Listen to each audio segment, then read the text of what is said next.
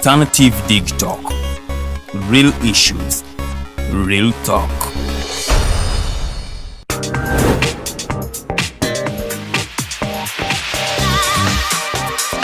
Hello beautiful people, you're welcome to the Snap Talk with your girl Teddy Tenjo every Saturday right from 6 to 7. It is your responsibility omwana wo kubeera mu nyumba nga teyasuze bweru mbo bamubanja rent. Koyo kulaba abalenzi abasajja abakunga butuufu tebabuulirirwa nga babulamu. Towerabira nti tuli wano ku the Alternative Digitalk. Mukwano gwange gwali topic kiji wandiyagadde twogereko. Is it about family? You can take your time, look for a job, stabilize, men will come, men will always be there, you will get the men. Bonna goyagala musajja yenna goyagala ojja mufuna. Embaga ketuuke. Bino bitu byasenga na ojja bafuna. Naye ng'oli asitudde ttu yakedde ku makyabbaga nti nsitudde ttu. Naye nga mubutuufu agambye nti akyali muto. Is it outside family? Is it society? Oh, could it be relationships? Just be commenting a topic yona gyandiyagadde twogereko tujjako tujogera kwano ku the Alternative Digitalk ku share enganzi the Snap Talk.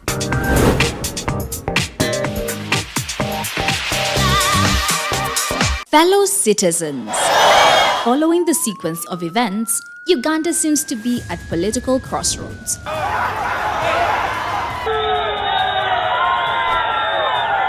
I'm not a servant of anybody. Madam, I know the law. As such, Alternative Digital brings you the Interface Show with retired Colonel Dr. Kiza Besuje. Let's keep on the same page on Alternative Digitalk, As he gives you the alternatives on the transition question, rule of law, human rights and freedom, youth inclusion in governance, economic stagnation, as he confirms. I'll be always here Saturday from 10 a.m. in the morning. Be there. Don't miss the live discussion on the Alternative Uganda, Digitalk TV Facebook pages, and the Alternative Uganda YouTube channel.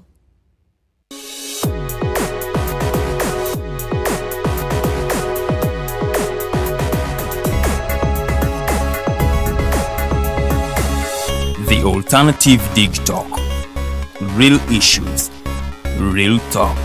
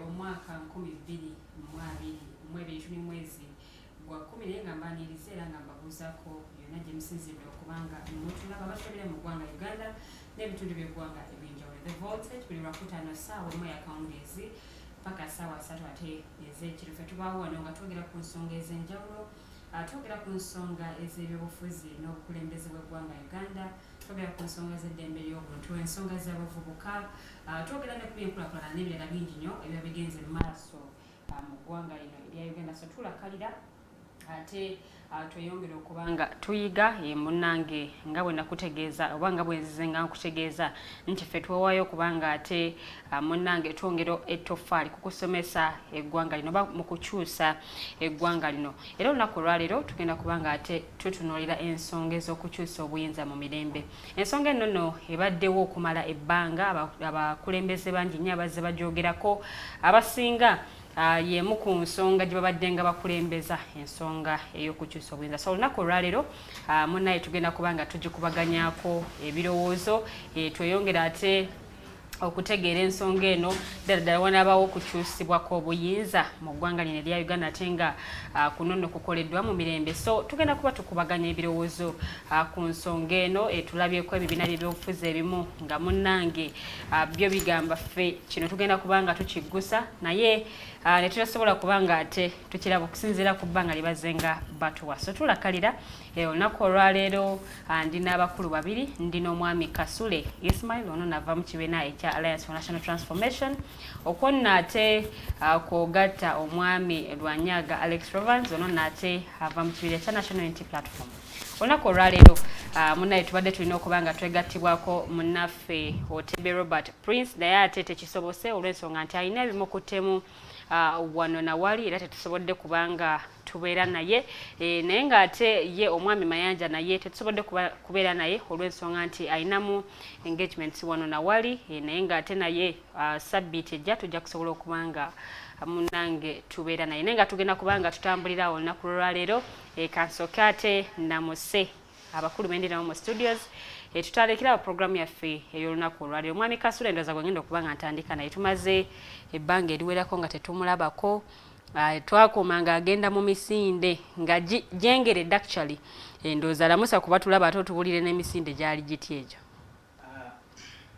Abatulaba mwena ku The Alternative Digitalk balamusizza ate nebaza ne Katonda akyakuumye The Alternative kubanga nava wano nga bakyali etteeka erya Computer Misuse Act bill nga bakyagezaako dibaga amendments era kati wetujjidde nga kati tteeka era ekyansanyudde mbu mwali challenges mwe bennyini aba The Alternative Digital era tujja bawagira mu struggle eyo.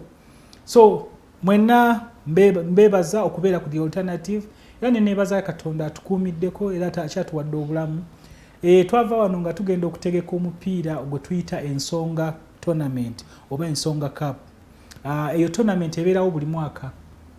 Yagezaako okuleeta abantu b'e Hoima oba abantu ba Hoima West naddala okutuleeta wamu ffenna okutugatta wamu era tugitambuliza ku bibiina oba ku njawukana mu politics, tugitambuza nga abanna Hoima West okulaba nga ate omupiira omanyi ennaku zino gwafuuka business.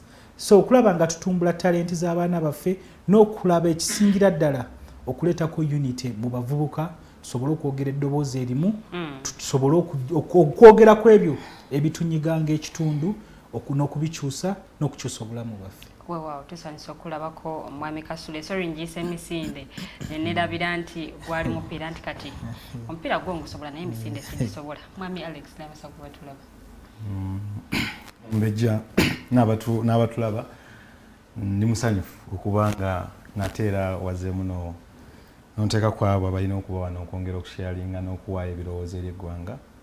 Amannya gange nze Lwanyaga Alex Rovans nkiikirira era nvudde mu kibiina ekya National Unity Platform. Ndi musanyufu okusinkana muganda wange Kasule, ndowooza bangamba ndabika nze mbali natwala akatebe ke ne finally Katonda tusinkanye wano okwongerako ebirowoozo. Nyongera okwebaza abo bannakibiina abannayuganda abajjumbidde omulanga gw'ekibiina gw'okuzza abantu abali sitaaka mu nsi ez'enjawulo naddala bannayuganda abadde babonera eyo mu nsi ez'enjawulo naye nga ebizibu byakudda buzzi mu ggwanga. Abantu bangi badduukiridde, abaana bangi bakomyewo bakomezeddwawo era tukyayongera okuzza tukyayongera okulaba nti si bannayuganda bokka ne abantu aba Africa ndoze yandibadde nga Pan Africanism abali mu kubonaabona naddala mu nsi ndowooza ez'abawalabu ez'enjawulo naddala baganda baffe abakyala abawala balayika okubanga bali mu nnamba enneneko ku abo abakomyewo betwakakomyawo betwakayamba okudda. Obunazibira olwaleero as of yesterday babadde anamu omu but of course basooka kujjamu abadde balina ebizibu ebingi obulwadde naddala ng'olaba nti wali badde mu detention center naye okubanga obayamba okufuluma amangu nga kyetaagisa okusobola okufuna treatment. So y'ensonga lwaki abakyazze bazze nga balwadde naye nga twasoose kulaba nti bafiibwako okusooka because babadde abalwadde badde balina abaana abamu. So nyongera okwebaza ababadduukidde ekyatina alternative tubeebaza nti ku lw'omuntu wa bulijjo mwavuddeyo ne muchallenginga nga muganda wange Kasule bwagambye ne muyimirirawo okulaba nti eddoboozi eritubadde tusigazaawo wadde ettono eryo terisaanikirwa mu bugenderere kubanga twandika nti mutali bugenderere mu bugenderere ng'ate kiringa ekikoleddwa mu mateeka nti baligale mpolampola era ndowooza wano olina okukolera olina okukolera disclaimer nti namwe kati era ndowooza disclaimer gogenda ogikola nti betwogera tebabisharinga tebakwebuuzizzaako neyanza.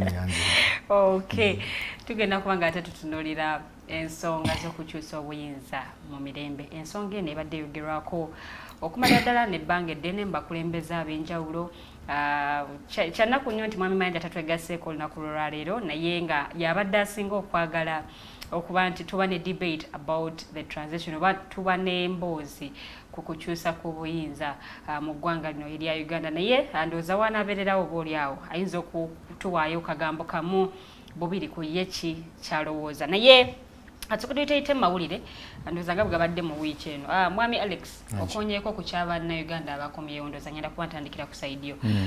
Njagala kuwulira kuva eri gwe ku nsonga omwami Robert Kyagulanyi Ssentamu gye buvuddeko bwe yateeka ku mukutu gwe ogwa Facebook ng'ategeeza nti abamu ku baana abakomyewo bakwatiddwa.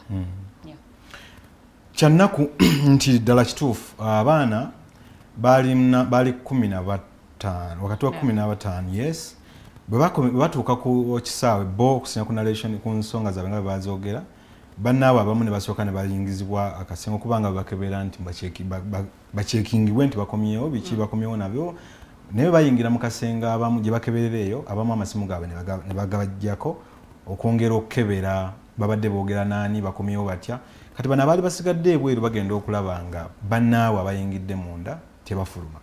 Abeera suspicious nga boga nti bakebedde saawa 1 2 3 4 8 lwaki tebafuluma kiki bakomyewo ku bwabwe bakomyewo mu nsi yaabwe bakutraininga batya nga okomyewo mu nsi ogwo atalina musanga naye nga ogenda okukebera baliya amasimu ge baali basanze nga galaga nti badde balina gwe beebaza webale tusondera kasente kwegamba mu kwebaza okundowooza abali ku kisaawe omukyalo omu ayitibwa Agabe yali asasudde tiketi yaabwe baali bamwebaza kubanga omutasobola kubanga akusasudde tiketi ya $800 n'otegeera ddala nti yakikoze n'otamwebaza so batugamba nti ku kisaawe okwo kuliko abantu wadde ba civil aviation naye nga balaka ba ISO kati bondozo okunoonyeza ko bwo badde okuyamba ku muntu afuluma bali mu kunoonya afuluma abadde abagira kibiina kyo bakomyewo abagira kibiina ki so mu mbeera eyo balabika okubanga balaba nti bano beebaza ne bategeera nti bano baana be bamu ku bali abakomezeddwawo ekibiina kya NUP ne babagamba tetwagala kubalabako magere era batugamba babavuga ne babayita ku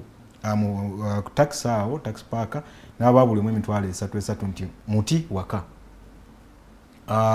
Naye kati mwagezezzaako okuba of course twabanoonyeza kubanga bo abamu abavumu nga ne press conference yabaddeyo just yesterday but one ku kisaa nga 12 babeegasseeko abamu baakomawo abavumu ne bagamba wadde baatuwa transport atutwala naye here we are kubanga yatuwa $3 agituweeredde wakalashi teyatulaba nga tukyaliwa nga tukyali eri gye twali tubonera so ndowooza kyannaku naye ate tetulina kyakukola kubanga already abasonda sente bazisonze n'abagala okudda webali tulina okwongera okukola kyokulaba ntubaza kugamba olabira ddala oba bukyayi eri abantu bannansi toyinza kutegeera lwaki kubanga kyandibadde nti oba kiri political nga bwogamba nti NUP eringa efunamu ga nti erekomezaawo abantu naye abamu bwowulira azifaazi kasese azifaazi isingiro kugamba nga woolagamba nti eggwanga liri diva kugamba buli muntu akomawo alina mwava tubandika nti nga bagamba nti baganda betunoonyeza no owulira nga eggwanga buli muntu ali ebweru alina ensonga eyamutwala waliwo omukyala omu kuyadde ayogera nga alina omwana ng'olaba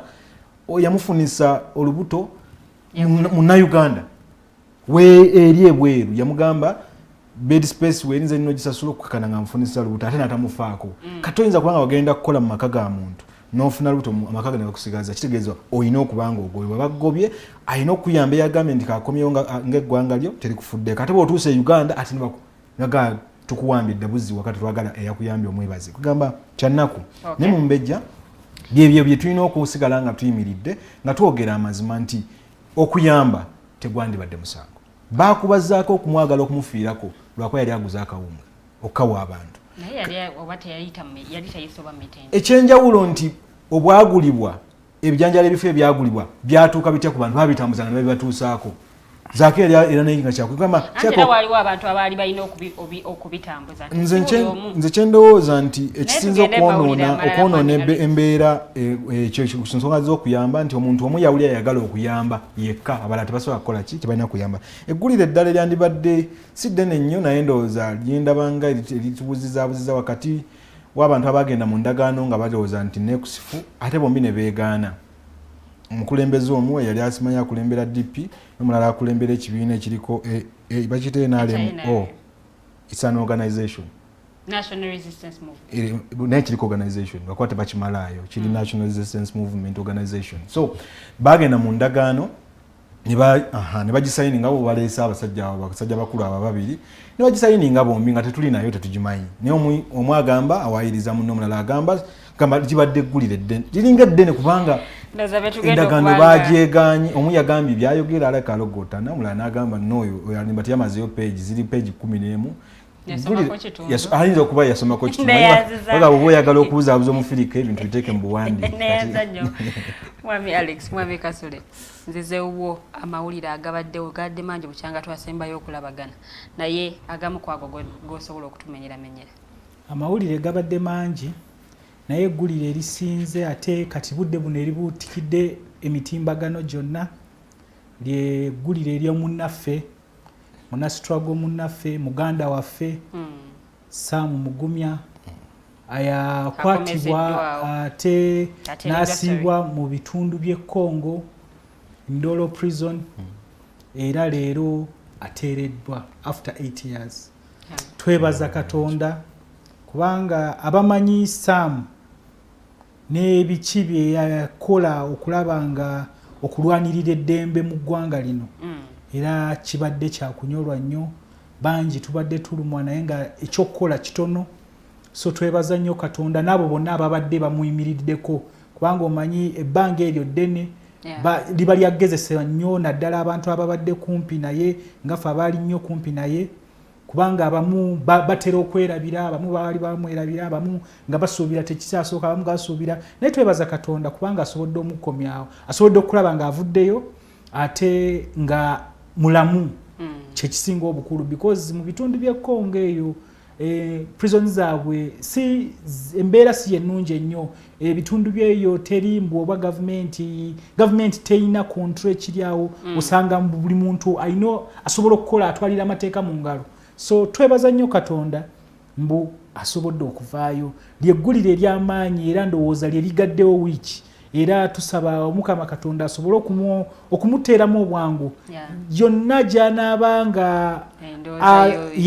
gy'anaabanga asazeewo oba okugenda oba kukomawo wano tumusabire Katonda amuweereze obulungi bwereere because Saamu akoze ebintu bingi nnyo ku struggle eno ate tusuubira mbu akyalina bingi byasobola okugattako singa aba akomezeddwa akomyewo wano ate n'abaawo nga ebirala byasobola okugattawo. So mbeera eri it's emotional but me I want to thank God like someone who worked with Sam ate fenna twali tumulabirako nga ate muvubuka mugezi nnyo so twebaza nnyo Katonda but at least asobodde okubeera released from prison katulabe kye kigenda okuddako. So ndowooza kyekyo nze kyenja okusibirako ebibadde mu wiiki muno kubanga go mawulire gabadde g'amaanyi nnyo mu kaseera akatono ke gafulumidde gabadde g'amaanyi nnyo weewaawo ndowooza abakulu bawulidde ate nga bakuwa wiiki butya bwebadde oba butya bwetambudde okusinziira ate bo bwe bazze bagiraba. Ndowooza katugende butereevu mu mulamwa gwaffe ogw'olunaku luno olwaleero. Wiiki eno munnange amawulire gatambula wakati wa President Yoweri Kaguta Museveni awamu ne Minister wa Justice and Constitutional Affairs Honorable Norbert MAO wakati w'ensonga ate oboolyawo ezigambibwa okuba nti ze bakkaanyaako nga bakola endagaano naye ate byagenza okuvaayo nga munange omukulembeze w'eggwanga Gen.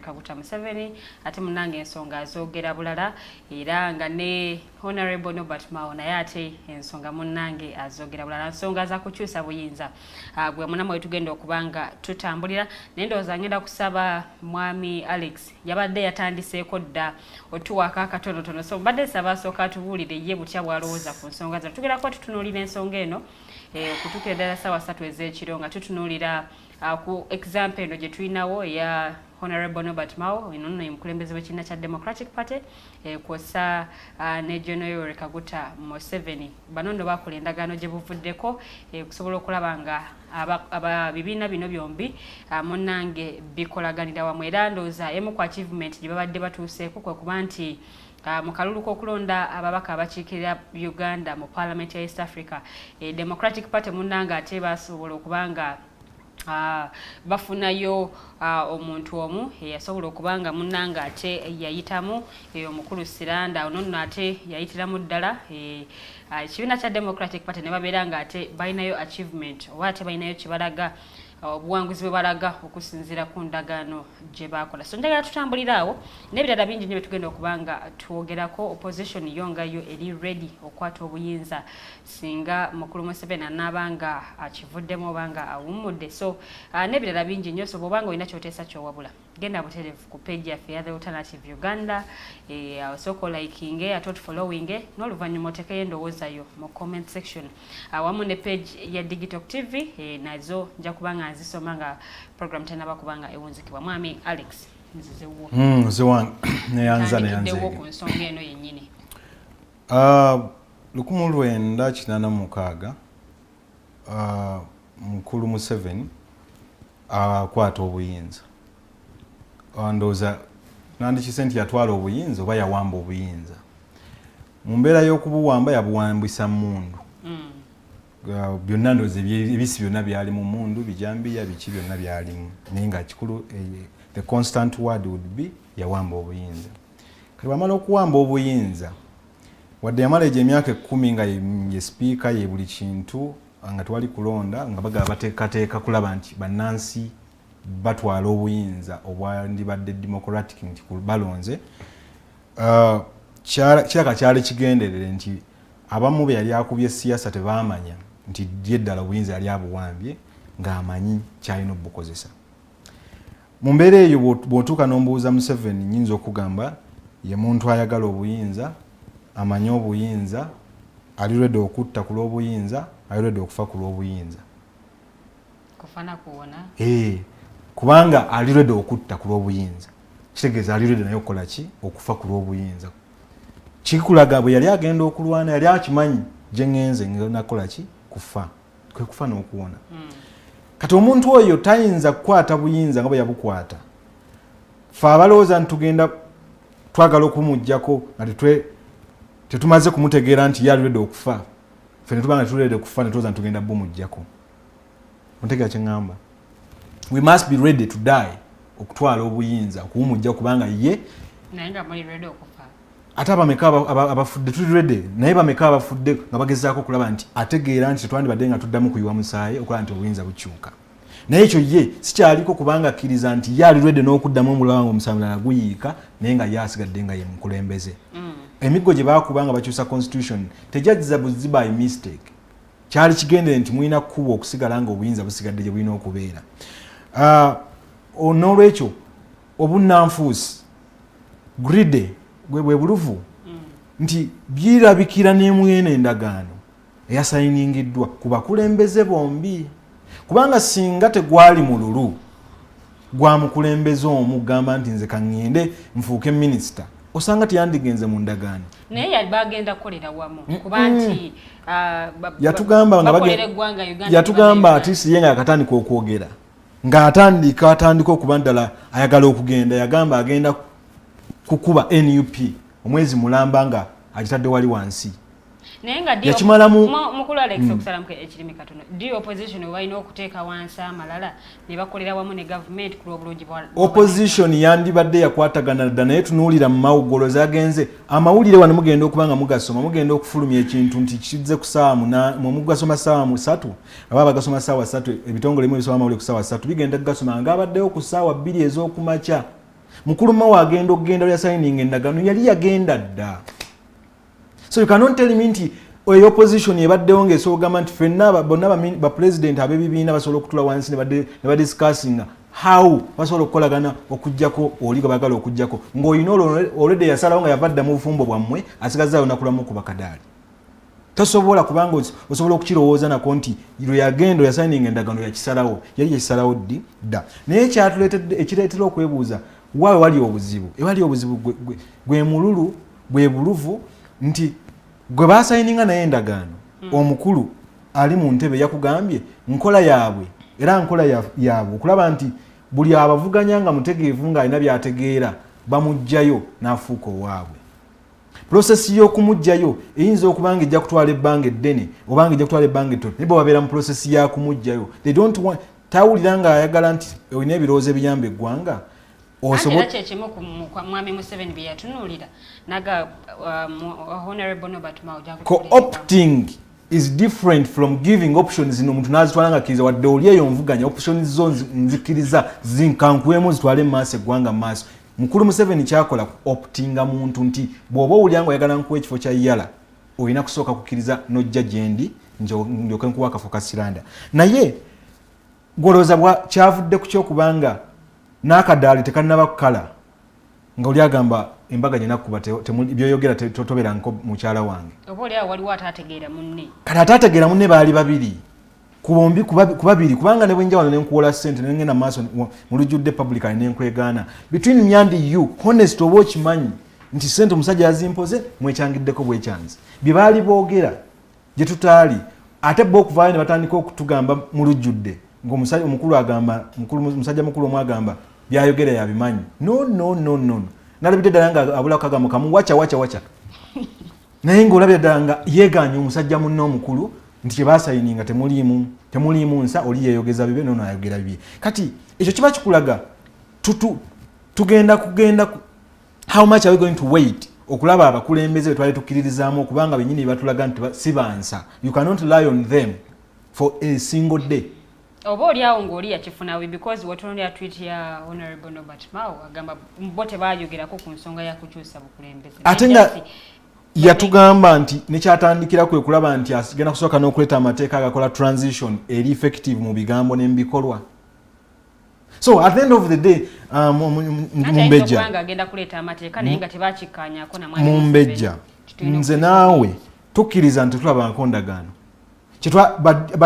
abaali bagoberera DP bamemba ba DP ba cadres baali badimandinga tutuyambe kale gituwe mu NEC oba mu group ya mu muffe abakulembera NUP DP abagikirizaamu tusomeko tulabe biki ebyalimu so that tujja adoptinga ffenna bwe betwala mu maaso ekibiina kyaffe n'ebigendera byakyo tukugoberere bate twala mu maaso otuyambe.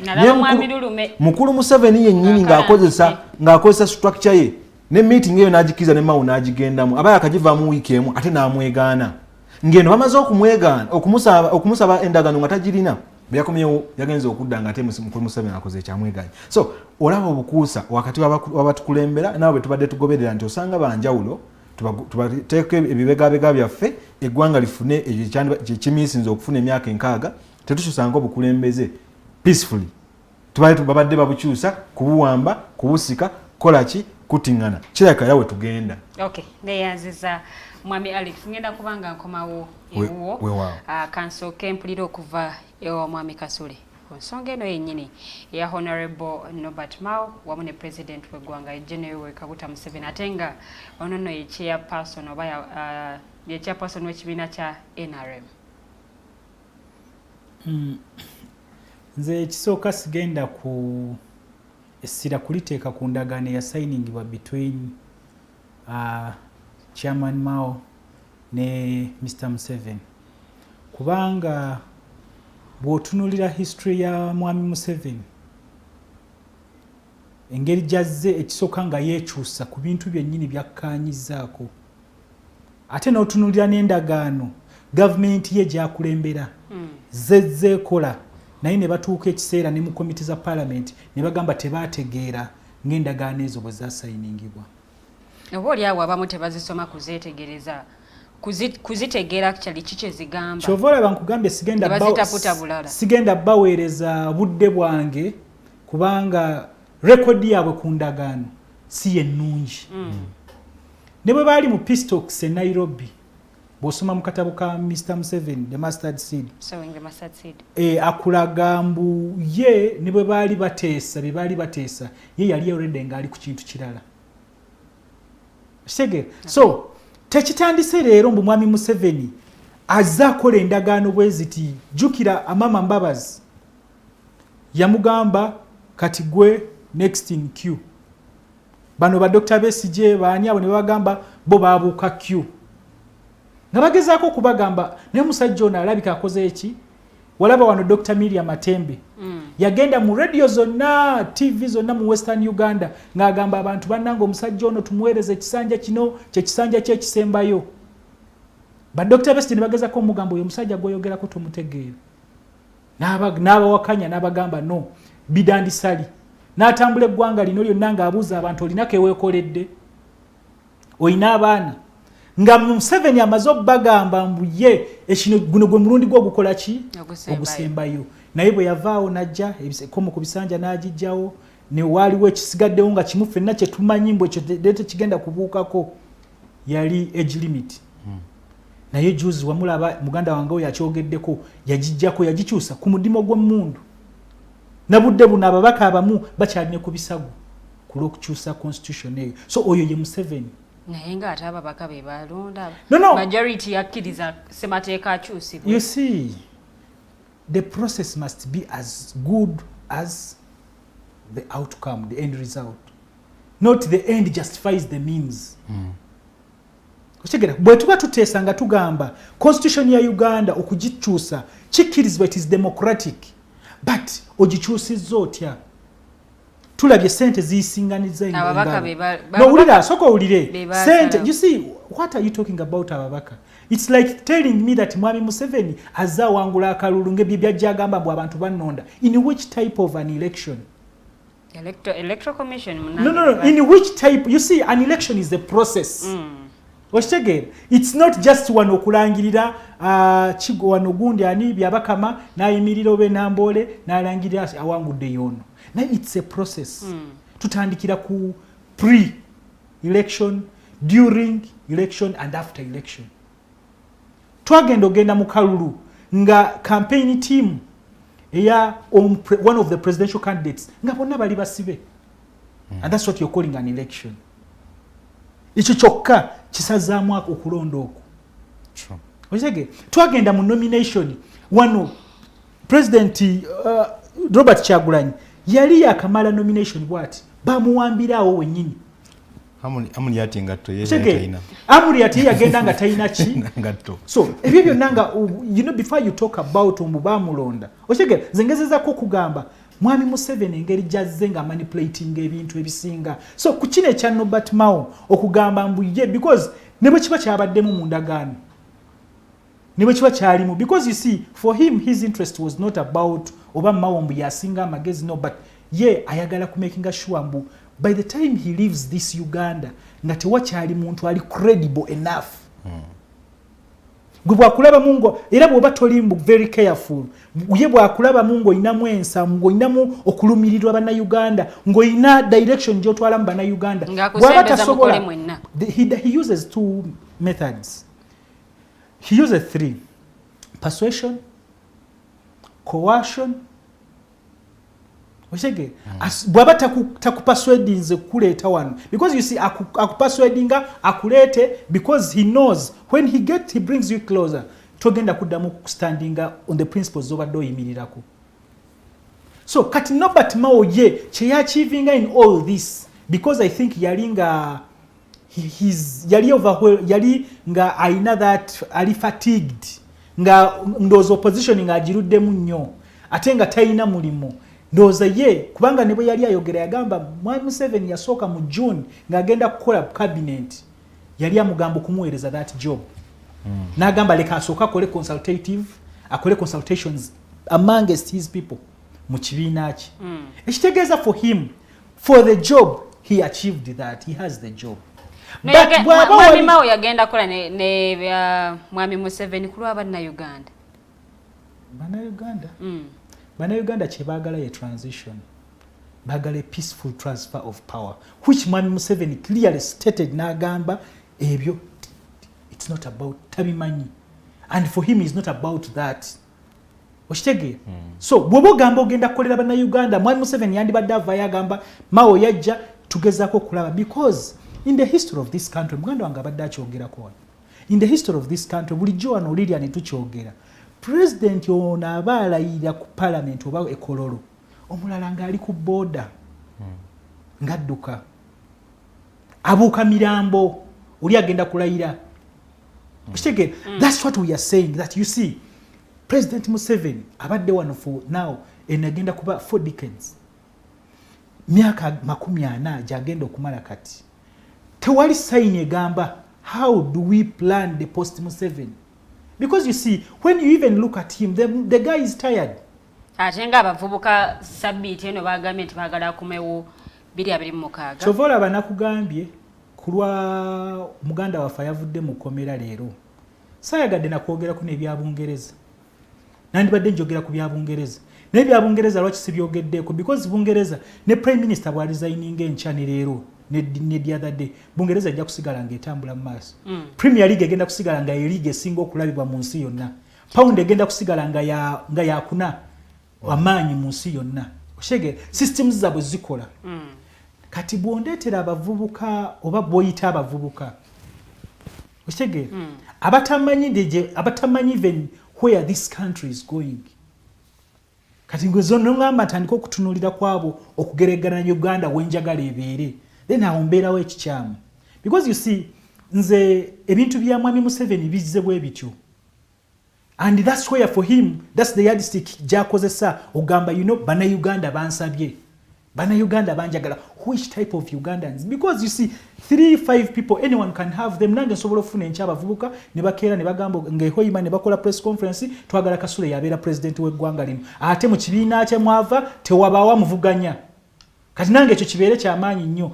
Anyone can do that, but you see, we are talking about this country. We are talking about the 45 million Ugandans.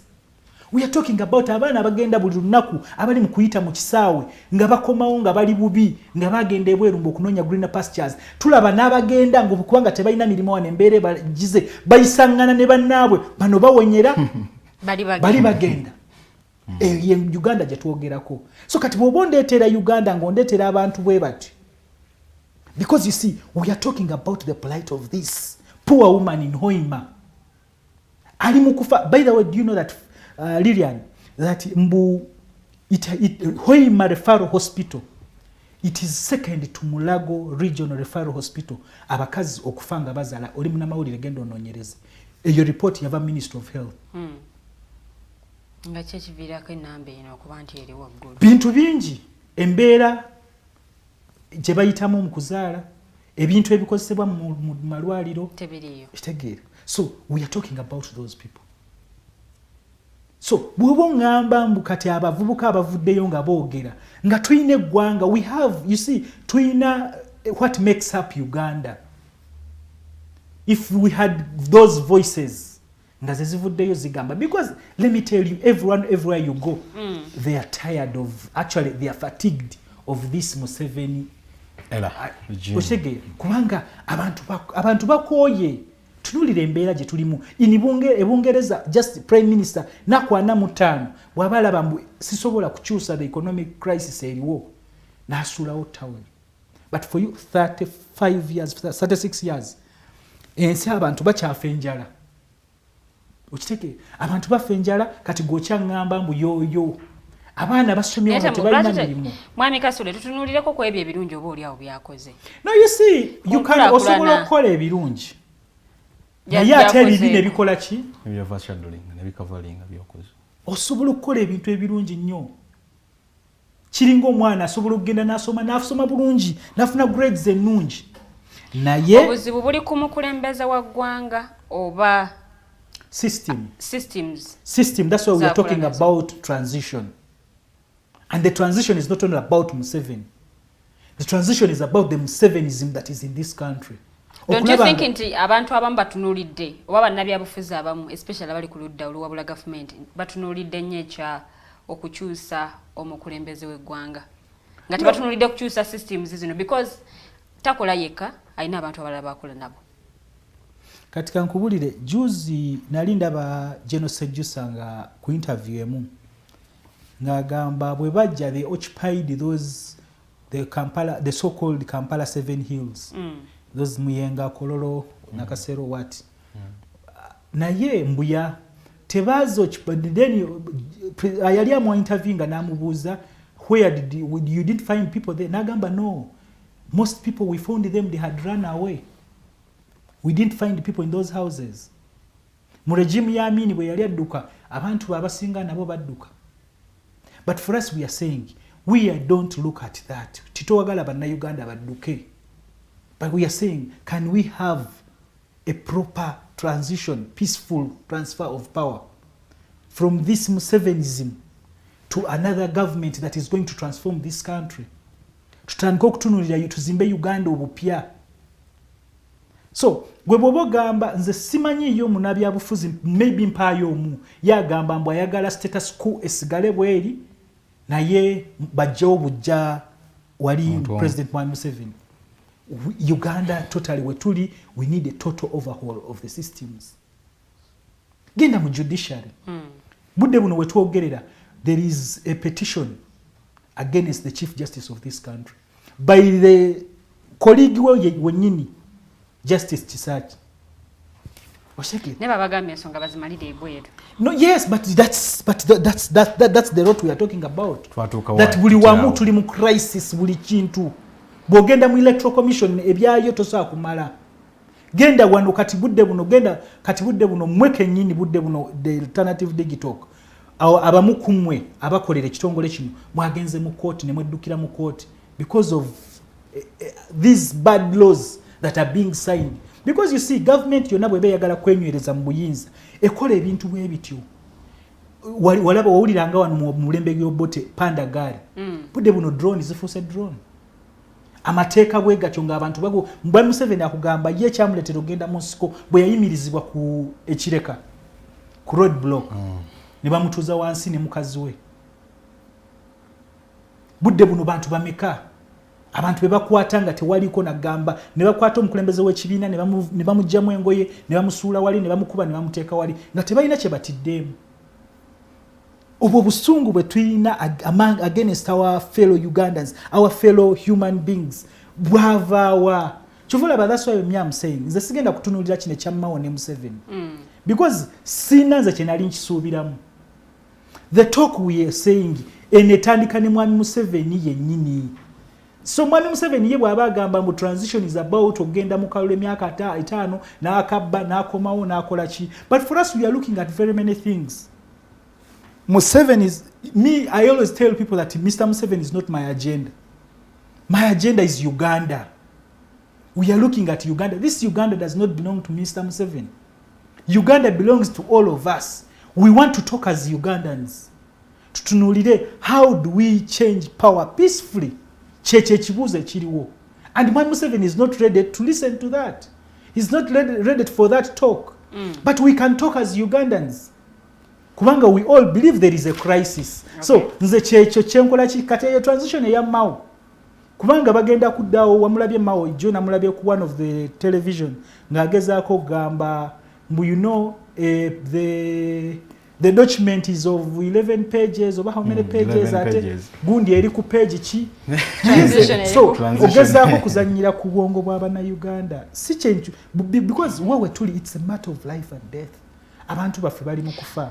Abantu baffe tebalina kiyamba, abantu baffe tebalina kikati abakulembeze abandi badde bagezaako kuyamba abana Uganda ate ffe tuzze mu kukola diiru kubeera mu bino naki. So and Mr. Museveni na bino byayogera kugamba bino sibimanyi na bino sibimanyi, he is clearly showing you that he is tired.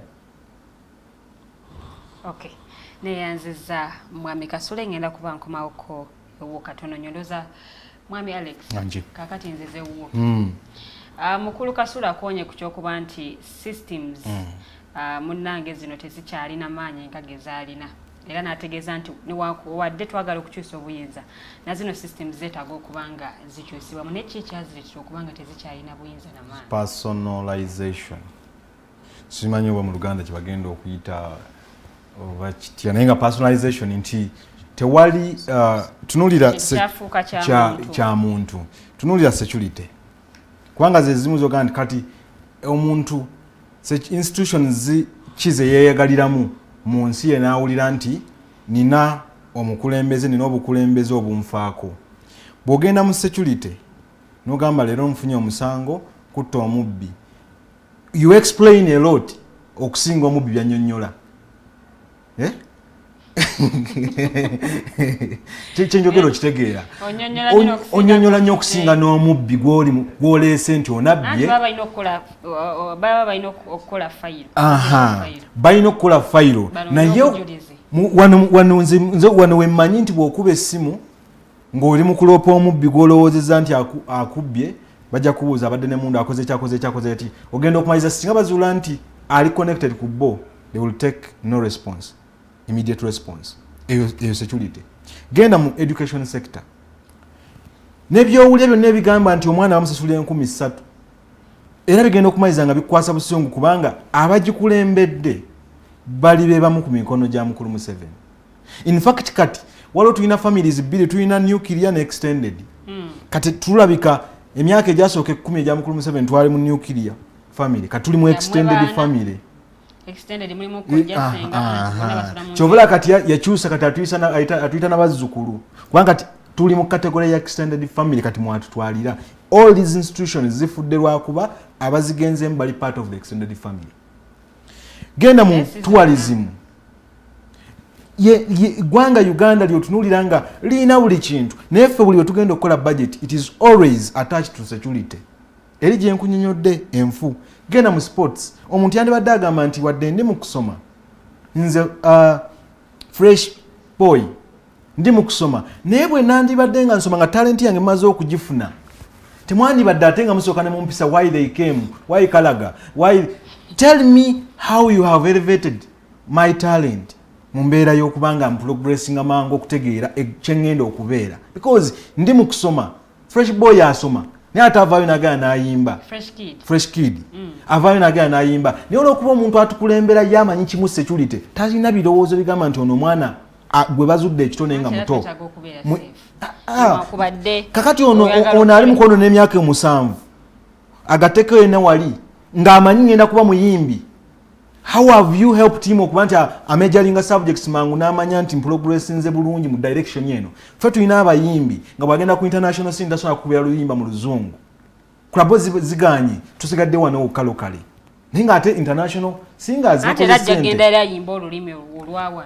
tagenda ate kumazitiza bali villas balabibe mu international level kubanga oluyimba lwalina lutrading alukoma mwabo alina tufunyeko ennyimba wano eziyimbibwa abatali bannayo Sita Laws ekimutambuza agende beyond Africa it is the beat and the tune it is not the information in kubanga eri mu Sita Laws Luganda ne twetaaga omuntu sigamba nti lubi but at the end of the day abantu abadde bayiye ennyimba nga zikoma wano twandibadde tukkiriza nti mu myaka 2 egiddako abayimbi baffe bagenda kubanga basobola okumakinga ne international requirement tuddeyo ku institutions lwaki zifudde tetulina omuntu nga twandikiza singa twakyusaako osanga mukulu yali atukulembedde gino emyaka 36 abadde focus azaddeyo ku security mu bana abandi badde bakulembedde bakkiriza batwala obuyinza ojja kufuna mu agamba nti no priority tugiwa agriculture ojja kufuna mu agamba no attention tugiwe sports sente zaffe zonna tuziteeke mu bitone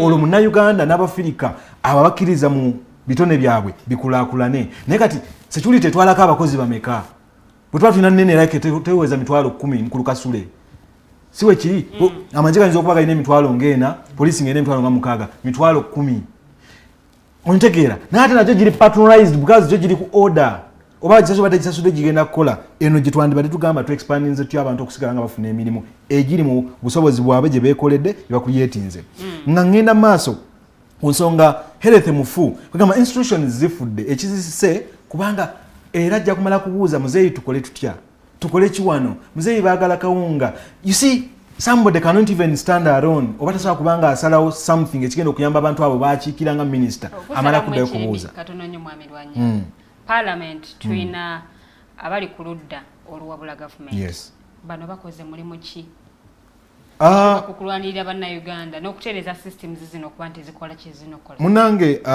parliament erimu b'MP 529 opposition oba option bonna bo bagatta bali 109 however n'omu yavuddeyo kati bali 108 kubanga oli yabadde akola ekyo yabadde wa east eyo Soroti City East kati bakyusiza atani yagenze bakyeeza bayitoddeko omuntu omu naye bw'obadde olaba wadde ebirowoozo byonna bibadde bireetebwa minority reports nga zijja eza-advising according okukiika eddoboozi eno ery'omuntu omutono naye mu Uganda we tulina ekintu the winner takes it all regardless of what the minority has said nti wadde minority reports ebaddewo ng'egamba nti no etteeka lya mismanagement the Computer Mismanagement Act nga wadde bataddewo eddoboozi eryo option teryawuliziddwa naye ate tulabeko opposition nga mu kifo ky'okuteeseza bannayuganda bali mu ntalo kibiina kino kiwalana n'ekibiina gundi of course kigambe ekibiina gundi mall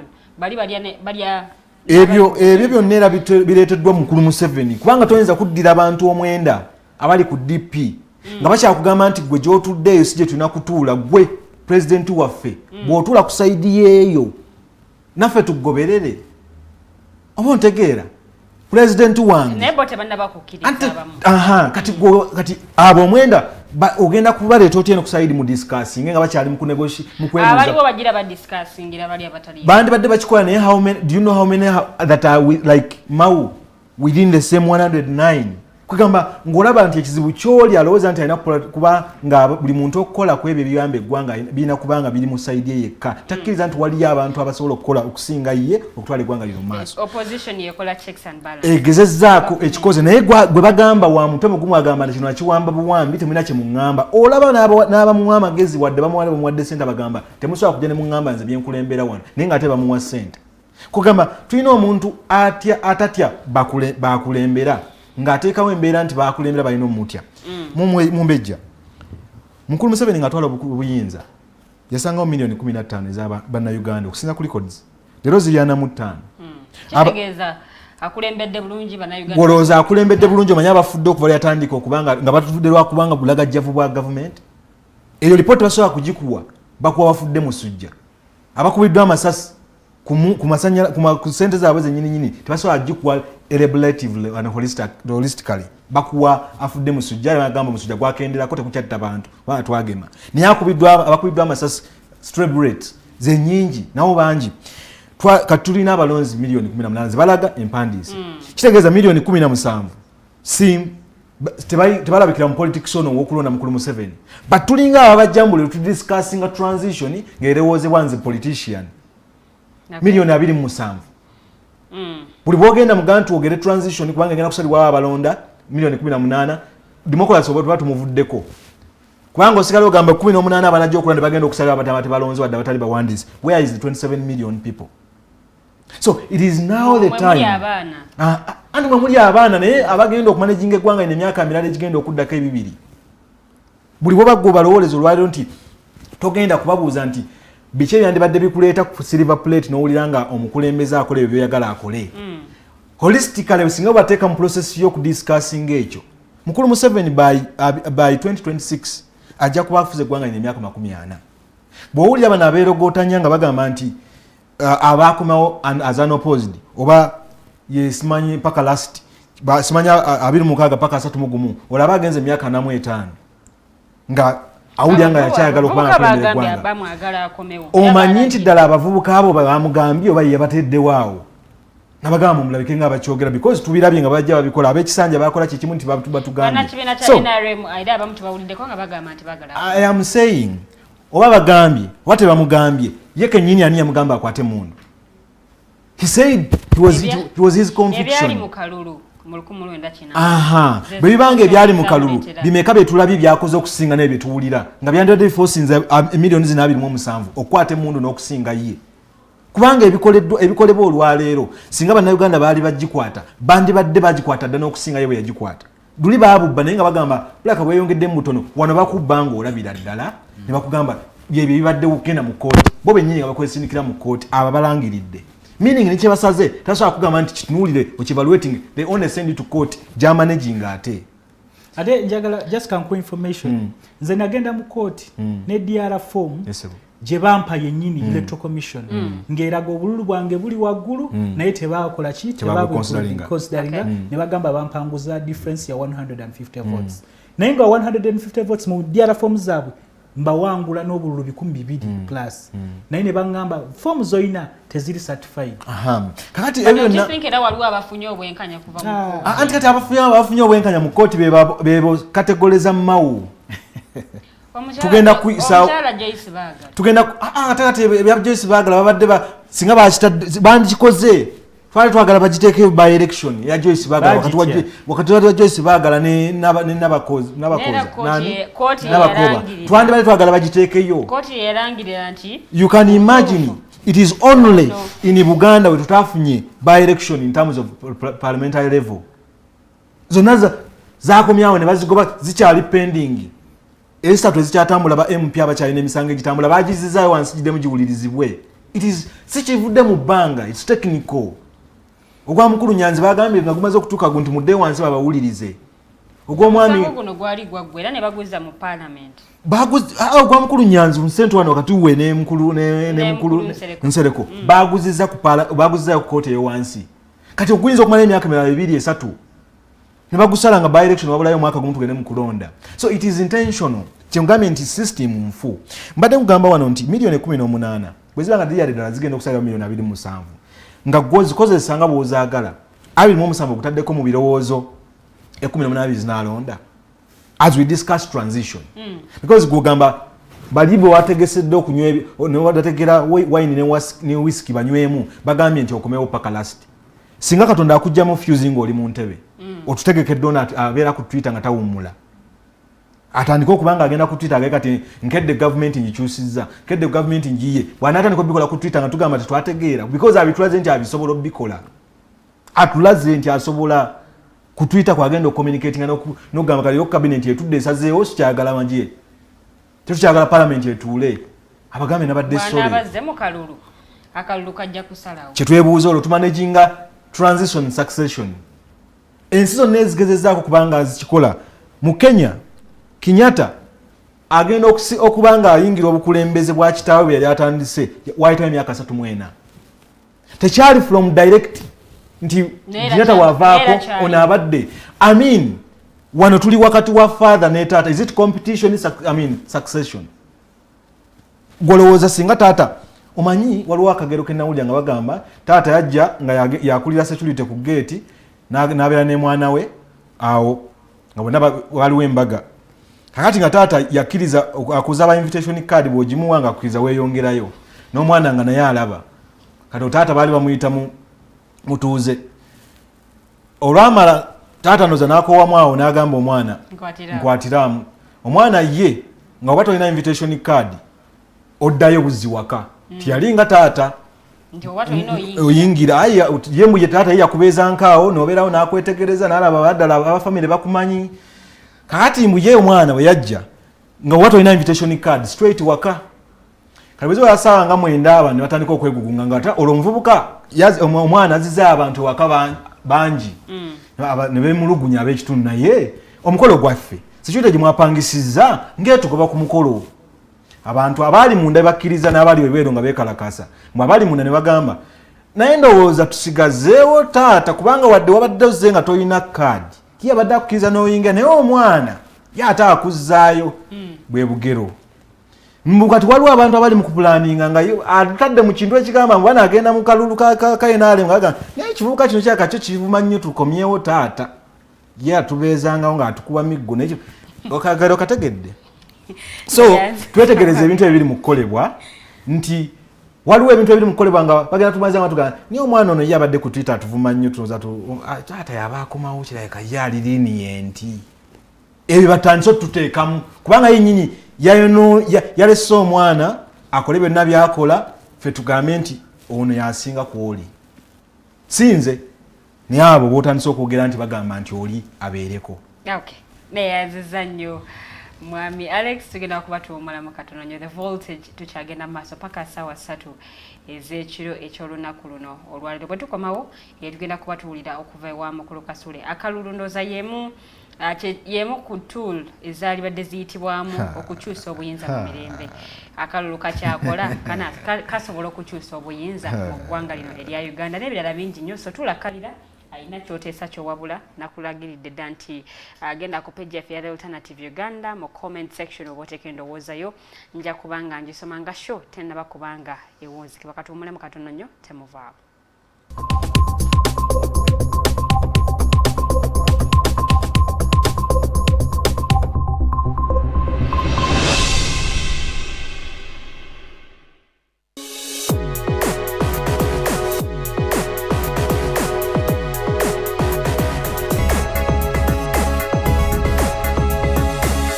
The Alternative Digitalk. Real issues, real talk.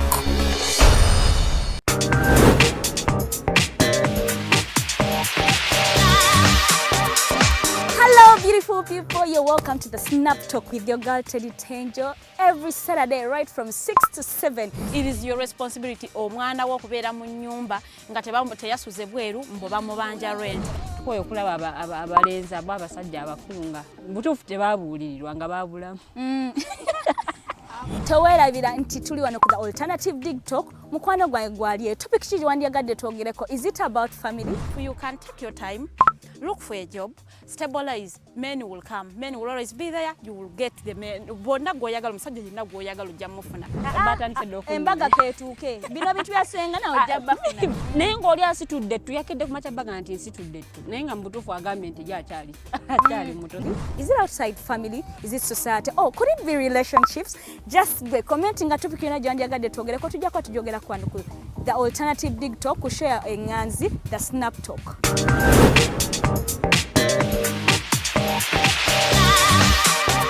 Fellow citizens, following the sequence of events, Uganda seems to be at political crossroads.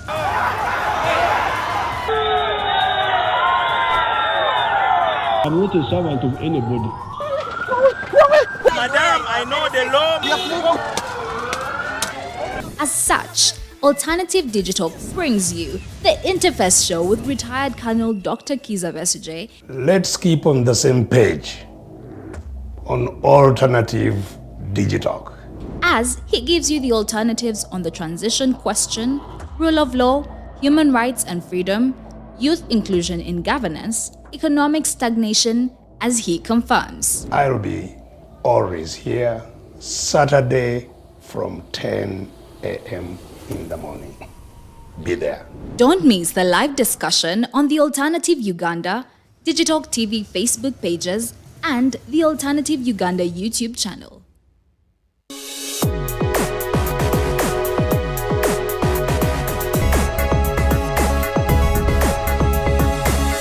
The Alternative Digitalk. Real issues, real talk.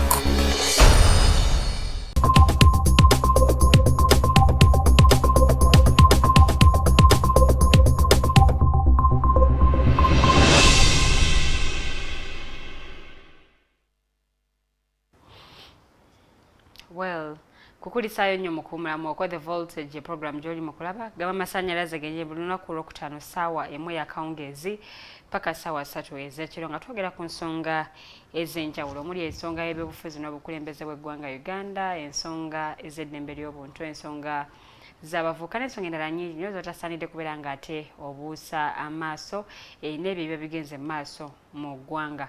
Olunaku olwali tutunuulira nsonga ya kukyusa buyinza mu mirembe mu Uganda kinaasoboka oba kisoboka. Tugenda kuba te Muna ngenda kubanga nsoma comments zammwe mwenna abayise ku mukutu gwaffe gwa Facebook mu comment section ngenda kubanga nzisoma nga show tenaba kubanga ewuzikibwa. So munnange gwalina kyotesa kyo wabula mbadde nsaba comment yo giteekeyo munnange nga kaddi tekannaba kubanga kayita ko baggwe anabayagadde tukoleko mu studios buterevu ja kubanga oyita ku namba z'essimu zino wammanga MTN eri 0789 017145 0789 017145 ye namba ya MTN songa ate Airtel eri 0759132310 0759132310 ku YouTube kwe tuli nnyo era nga YouTube channel yaffe eri The Alternative Uganda egenda munango subscribing ate naawe osobola okuba nga onyumirwa programs ennyuvu munanga ate ze tuba tulina so kikole olunaku olwaleero tusobole okuba nga ate tutambulira wamu manye okumanya tekugwayo so programs zino ze tuleeta ziba za kuyigiriza munange ate gwe ali eyo nosobola okuba nga obaako kyoyiga kyosobola okukola ate oba kyosobola okuapplyinga mu kitundu gy'owangalira kansooka enzireewa mwami Kasule akalulu yemu ku tool esobola okuyitwamu okukyusa obuyinza kakyasobola okubanga kakyasobola okubeera eyo tool yennyini eyitibwamu okukyusa obuyinza akalulu wano mu Uganda. Ekirungi oyongeddeko akalulu wano mu Uganda kubanga obuyinza kasobola obukyusa tukalabye nga kakyusa obuyinza mu Kenya, Tanzania twalaba balonda ne bagira mu Ghana kati ekyo kyafuuka kya bulijjo naye kati wano mu Uganda teri kalulu kabaddeyo ne kataba contested. Nkugambye wano mbw akalulu it's not the end result. Akalulu it's the process gye tuyitamu. Do you know that ne bw'ogaana a candidate n'omuganda access okuaccessinga ba electorates ocampaigninga oba ku radio oba okutuuka eri omu bantu still akakalulu kaba tekakyali kalulu kamazima na bwenkanyi. So kati wano nga tonaba ng'okyateekawo amateeka agakugira abantu n'okwogera katusa kuŋŋamba mbu akalulu kagenda kuba ki because you see it's just something ky'okozesa to keep yourself in power.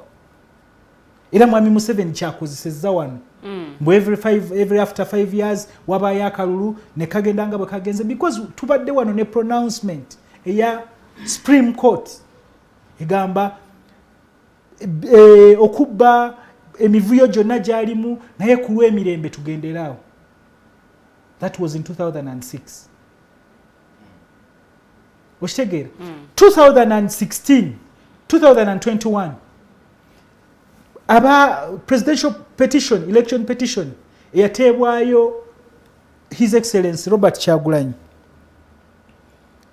n'atuuka n'agamba engeri kooti gyetambuza omusango tugugjeeyo ne budde buno judge ayali ayina descending voice ne budde buno olaba kimutuuse ekikyaliko ali addukidde mu kooti okitegeera ako kalulu kooyogerako because you see bakugambe tekali kugamba bw'oba olabye nga akalulu tekatambudde bulungi dukira mu kooti zonga nawo tulinawo issues because ebbanga eriweebwa okugenda mu kooti wano muba mwakamala akalulu nga presidential candidate ali under house arrest. Toyina budde nabwo bwogera ne balooya bo, toyina budde bwogera ne ba agents bo because you cannot be all over but it's your agents who represent you. Akalulu kagenda kuggwa ba agent abandi kuwadde ne obujulizi obugenda mu court nga bonna basibe abalala nga bafu.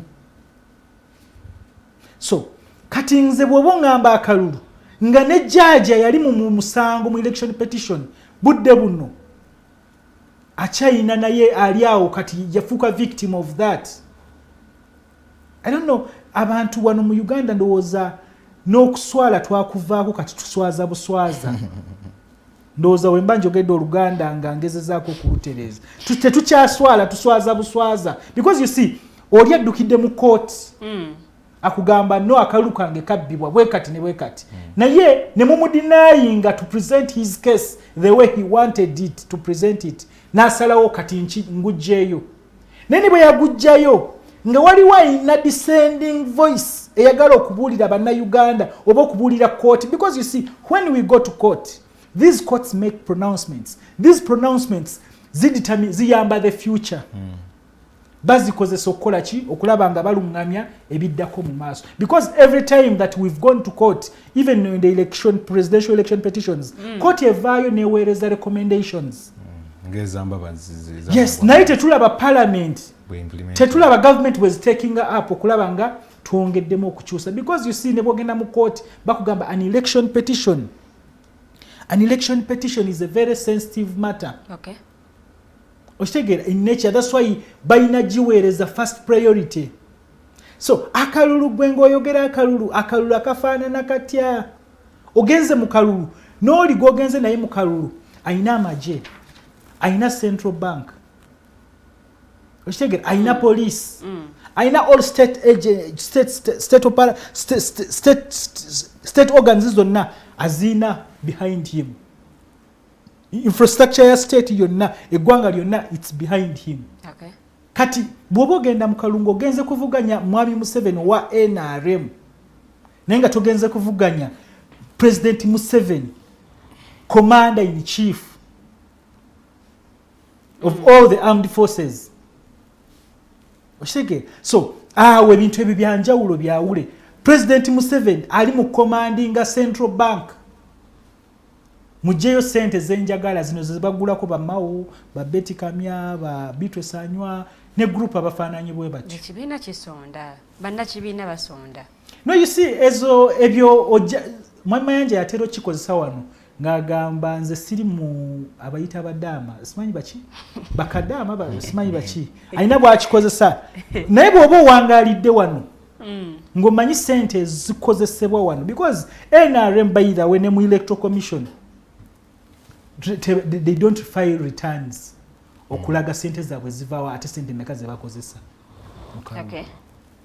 So nze saagala kuddaawo mu mboozi y'ekito mbu zino sente abasuubuzi bazituwadde simanyi baki, zino zetuwadde babuchamani bakusaasira mwami Kyaguba bwe twaliko naye ku show yatugamba ekibiina bannakibiina bacontributing. Kati ekyakuba yandyogedde ki?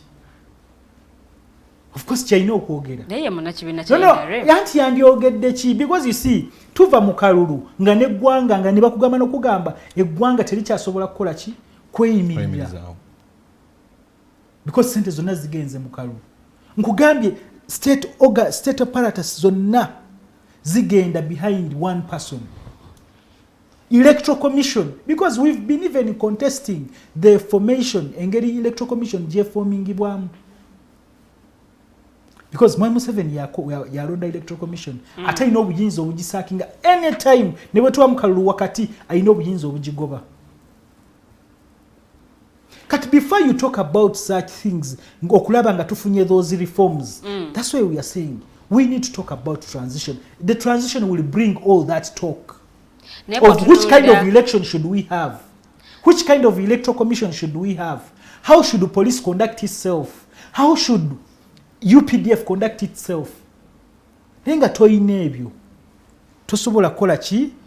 Mwami Kasule bw'otunuulira Uganda ne bannayuganda bali ready ku nsonga y'okukyusibwa kw'obuyinza, bali ready okukyusa obuyinza oba okutambulira mu nsonga y'okukyusa. They are more than ready, they are just being denied. They are being actually delayed. Oyemu ku tool oba ogumu ku muwaatu we baliisa okukyusa obuyinza k'ekalulu.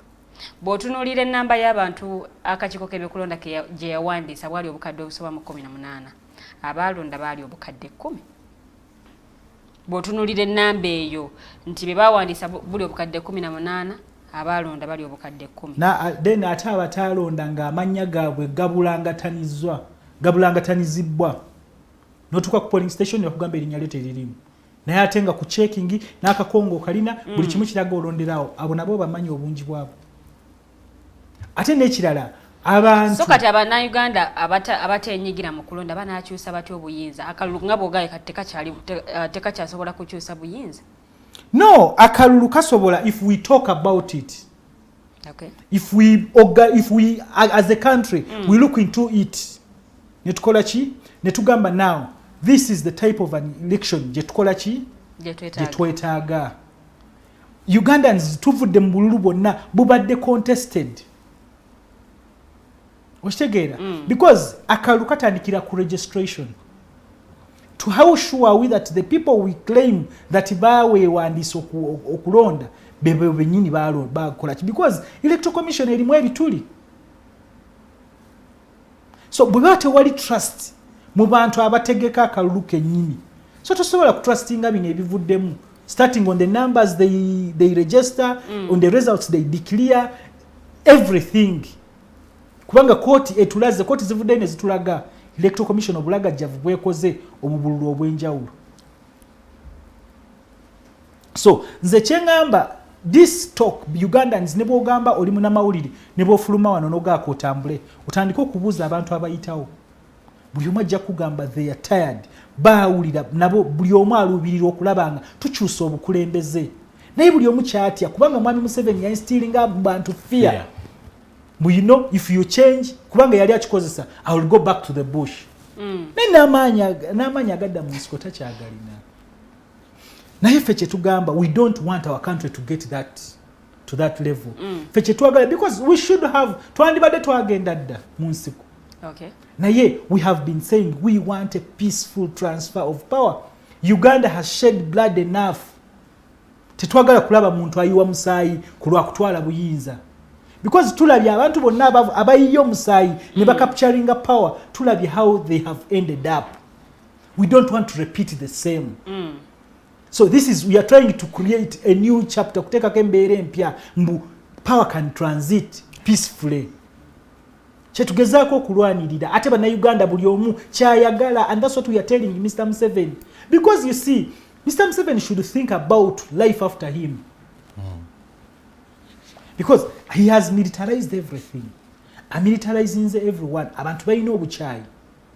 We need to talk about all these things. Okay. Tulabe tugenda abantu bagenda kusonyiwagana batya.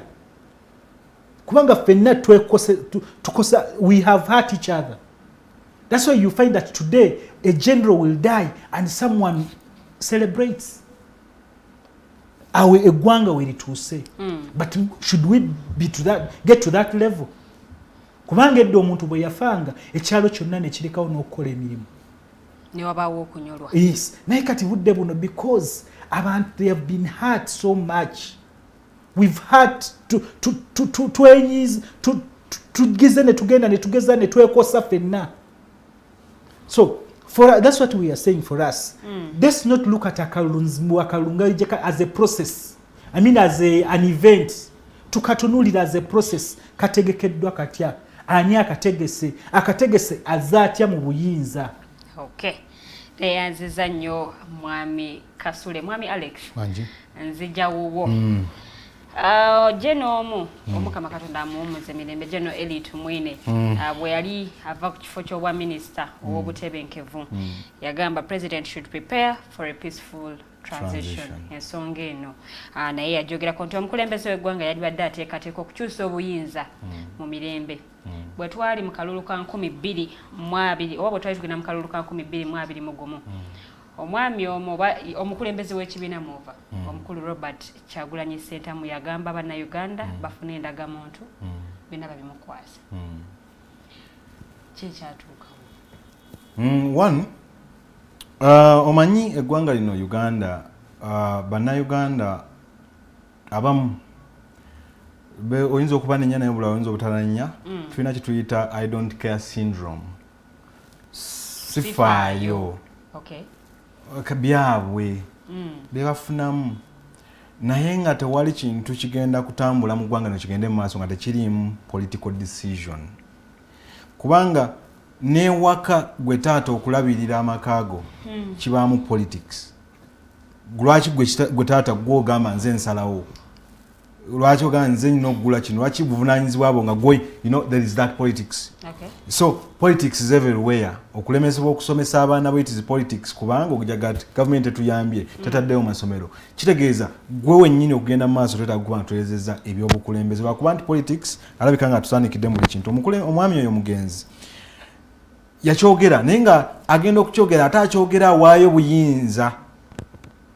Ontegera akyogera nga akyogera nti bumuvuddeko kubanga bobeeranga blanket bwagikujjako empewo ekufuuwa kati naye nga yali atranslate nga bumaze okumuvaako akyusa obukulembeze okuva ku ye nga alina gwabukwasa lwagamba ne munne ti naawe kyenkoze kino naawe kiwandibadde okola indirect kyali amugamba jjukira oli akyusa yakyusiza banne bonna naye yalowooza nti ye engoye ze tezisobola kukyusibwa oba ntegeera akati ye ayogera ndowooza from his own consciousness nti liyala kituufu kyekola kino nange nandibadde ndabako ng'okyali mulamu nga bwetubadde mu struggle naawe ekyo ng'okikola kubanga nze nakuba essasi eryasooka bw'otuna ebyafaayo osanga my sacrifice should not take us back to somebody else kudda mu mbeera y'emu mu mutima gw'endowooza akyogeranga mutuufu naye nga gwakigamba awulira talina muntu yenna gwatrustinga nga bwenda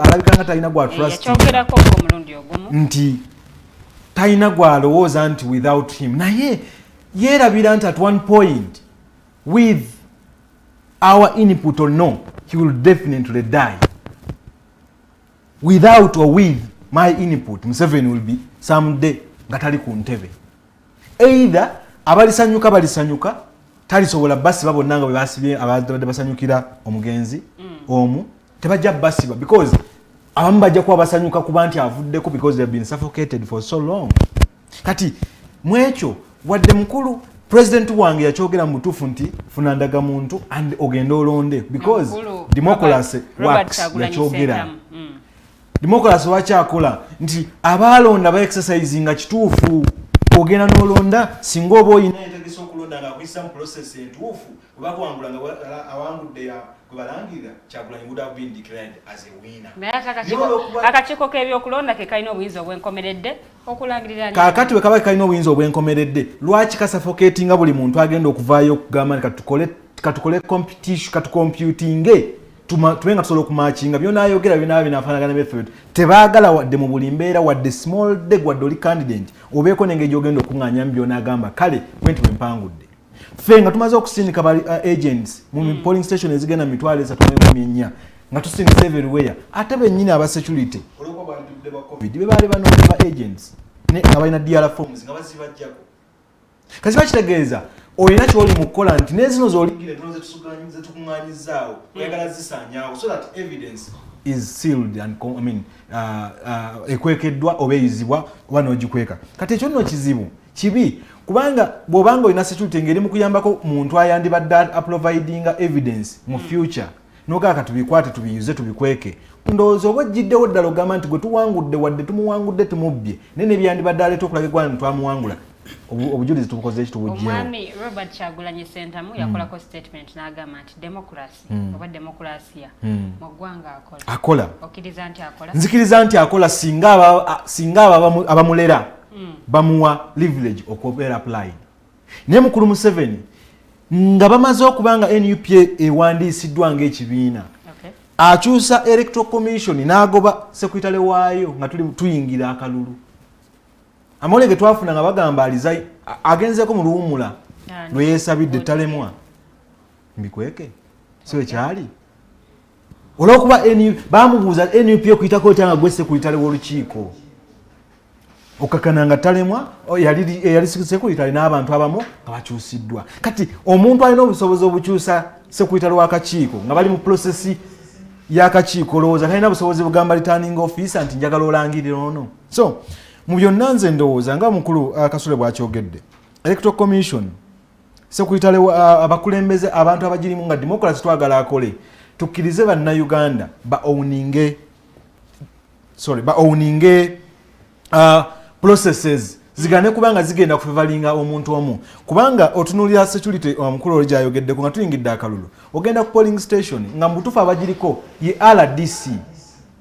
RDC agezaako kulaba nti abazze okulonda bagenda kulonda incumbent oyo abaaliko balina sente mu mamotoka awo balina buli kintu bw'omugamba nti wano vaawo ng'akubuuza okolangani nze I am the provider of security at this community or within this community ne mu environment eno bw'ombuuza ku rotation ng'agamba genda ebyokulonda bw'otuuka ebyokulonda agamba kubira police bw'otuuka police ng'agamba kubira so the rotation nerabika nga tosobola agamba nti wadde democracy akola omu applyinga mu such scenario nga kitulina okuba nga tukkiriziganyiza bwe tugenda mu kalulu amaanyi g'emmundu gano gagenda kuyingira to what extent polling station kubanga era emmundu ogenda kira nga waliwo omuntu ali mu kyalo amaze emyezi 2 tagiwulidde kutagirabyeko naye ate agirengera ng'egamba bazze mukuuma lwaki emmundu yandibadde ebeera ku polling station eriyo gaani ontegeera because Kenya eyina abantu abagenda abatusinga obungi naye ate poliisi yayo terina mmundu naye towulirayo nti ababbi gye basinga obungi ate ababbi basinga eno ate gye tulina emmundu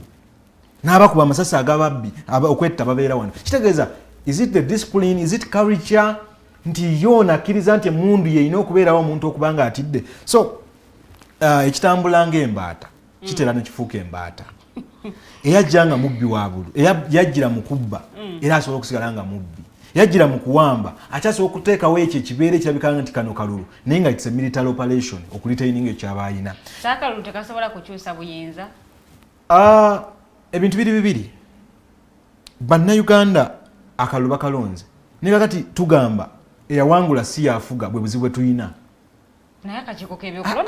kenkugambye nti alangire akakiiko k'ebyokulonda gwokubira essimu n'omugamba jangu akabokisi kaakano bwajja n'agamba wadde bakabadde kajjudde naye mulindeko tujja kakonsideringa mpolampola nakiraba ekaseese twakiraba isoloti nga yennyini candidate akulagira ddala nti akabokisi akasanzeewo kabaddemu obululu obugenda mu 3 ng'ate ballot paper mwakavaamu 5 naye nga kukalimu obugenda mu 3 n'agamba it is okay we shall rectify tugenda kunoonyereza naye obululu obwo bwalitaaningibwa kati tosobola kuddira muntu gw'ogamba nti awulira nga mukama waayi n'okusigalako mu buli mbeera wadde yategesa akalulu nti ajja kukuyambako okusobola okuggyawo ebyo ebyongeza obululu obungi mu bokisi eyo nga kitwandibadde tulina okuba nga tukola ye process egenda okuleeta n'akulira ebyokulonda abikulira ku lw'abantu bannayuganda abikulira ku lw'omuntu omu eyamuwa obuyinza oba yamuwa obukulembeze so bannayuganda bo beetegefu bannayuganda bandibadde beetegefu era obwo balaba wadde ebbanga ddene nga tebabadde bakuumiddwa mu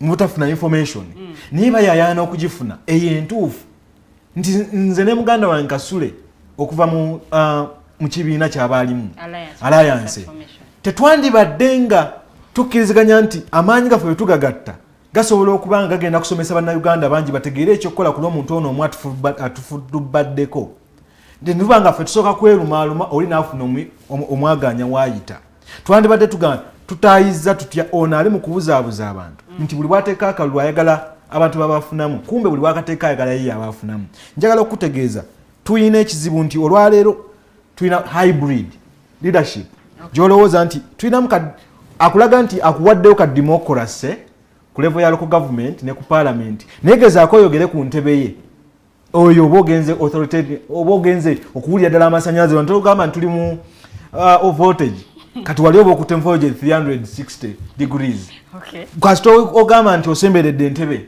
awo agirayo ddala agagenda ag'omu buto n'akulaga ekitegeeza democracy gwe twekwekamu electoral commission egenda okubuuliza naye NUP naawe weebereremu abantu nga ba MP oyinawo 57 teyabadde democracy so when you ask omuntu wabujo yalowooza kyabadde kituufu kumbe ye electoral commission bagigambye bawe yaabo you know we have so many people that win but they fail to get declared by the barrel of the gun or by data million 10 tukulangirire nga tazirina omuntu wa ono opposition we nalemu nga yazirina because oli akulima nti mu budde bw'okulonda bafuna sente bazijjawa bakwata mu treasury ya government yeggwanga abagana n'okwawula regime ne state ontegeera kati bw'olaba gundi ng'akaaba omuyimbi omu akaaba nti talina sente bamujjukiza nti sente zaaliwo oli nga tugenda mu kalulu kati teziriiwo akaabira bwerere kubanga ekyo yali ayagala kubanga baawangula lwaki atukabirira okay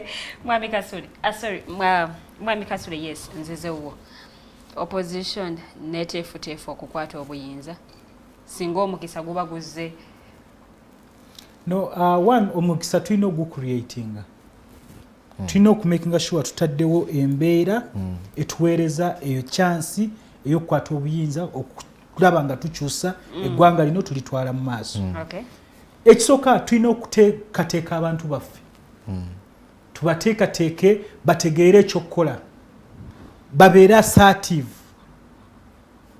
we get organized and united tuve mu bino ebintu ebyokweruma okukola ki naye tutegeere mbwe embeera etulumbye ffenna etunyiga kyekimu.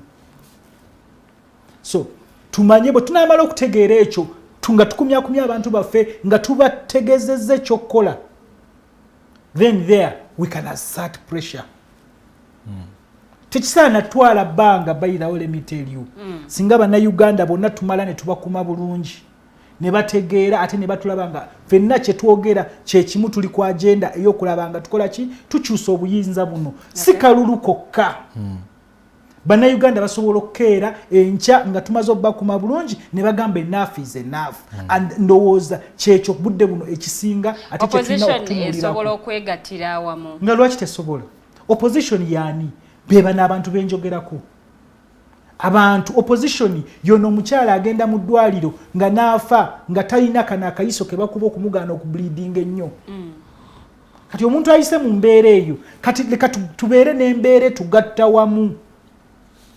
Opposition beba n'abaana boolaba nga bagenze mu nsi ze bagenzeemu ne bakomawo nga tebalina bibumba.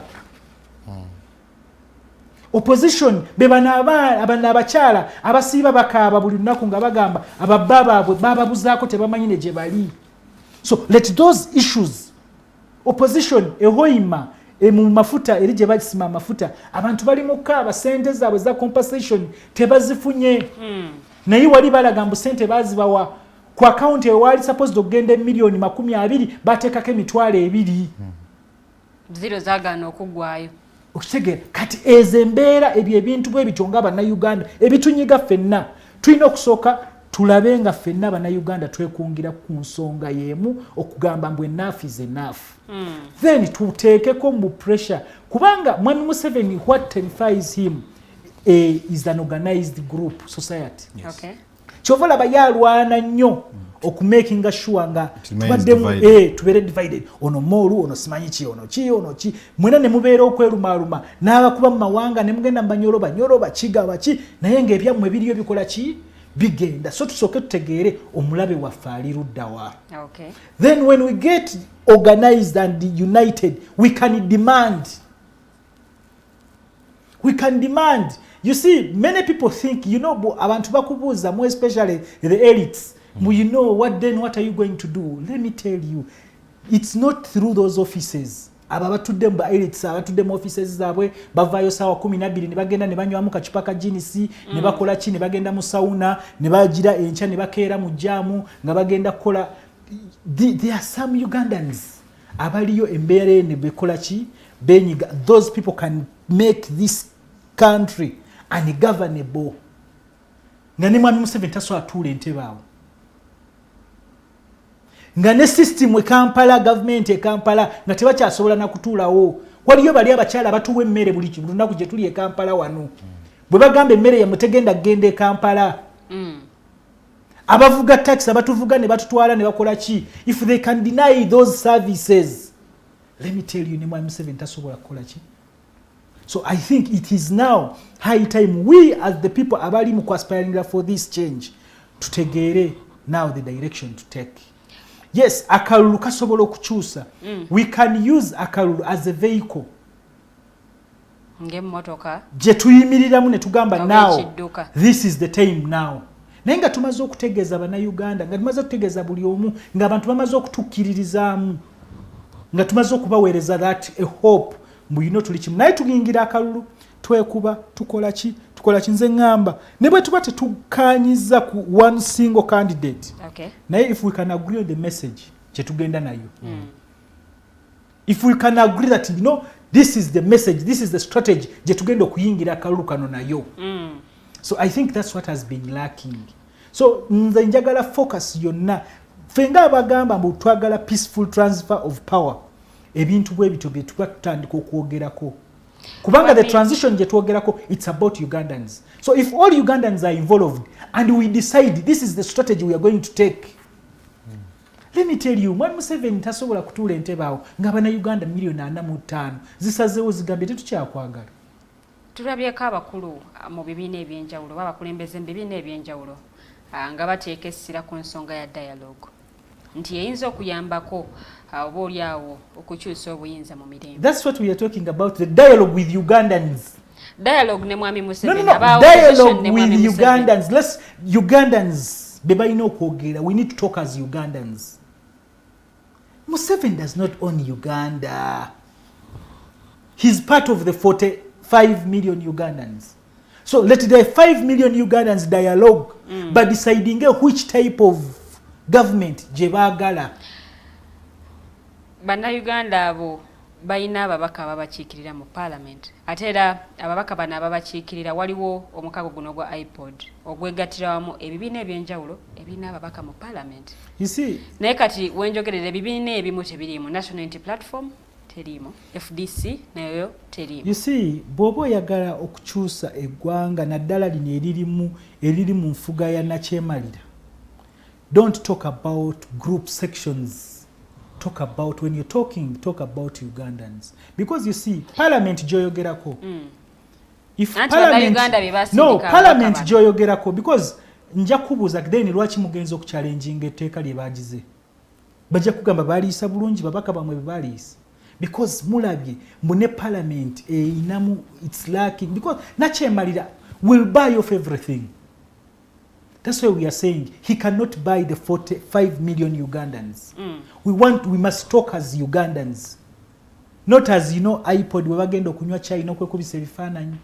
iPod emu nkotinga kati mukulembeze w'eggwanga yagamba, when you don't dialogue you miss the opportunity to be understood. Dialogue with who? Dialogue with who? iPod erimu ebibiina ya dialogue nani? Gwe, iPod erimu dialogue ebyenjawulo. with who? And over what? Because you see, I was a member of the FDC NEC we twaganira okugenda okumeetinga mwami Museveni. Nga bogera ku dialogue kubanga fe twayogera ku bintu bibiri, twagamba the agenda. Okay. Who is going to set the agenda? Okitegeera? And ani agenda okubeera omukubiriza? Arbitrator. Arbitrator.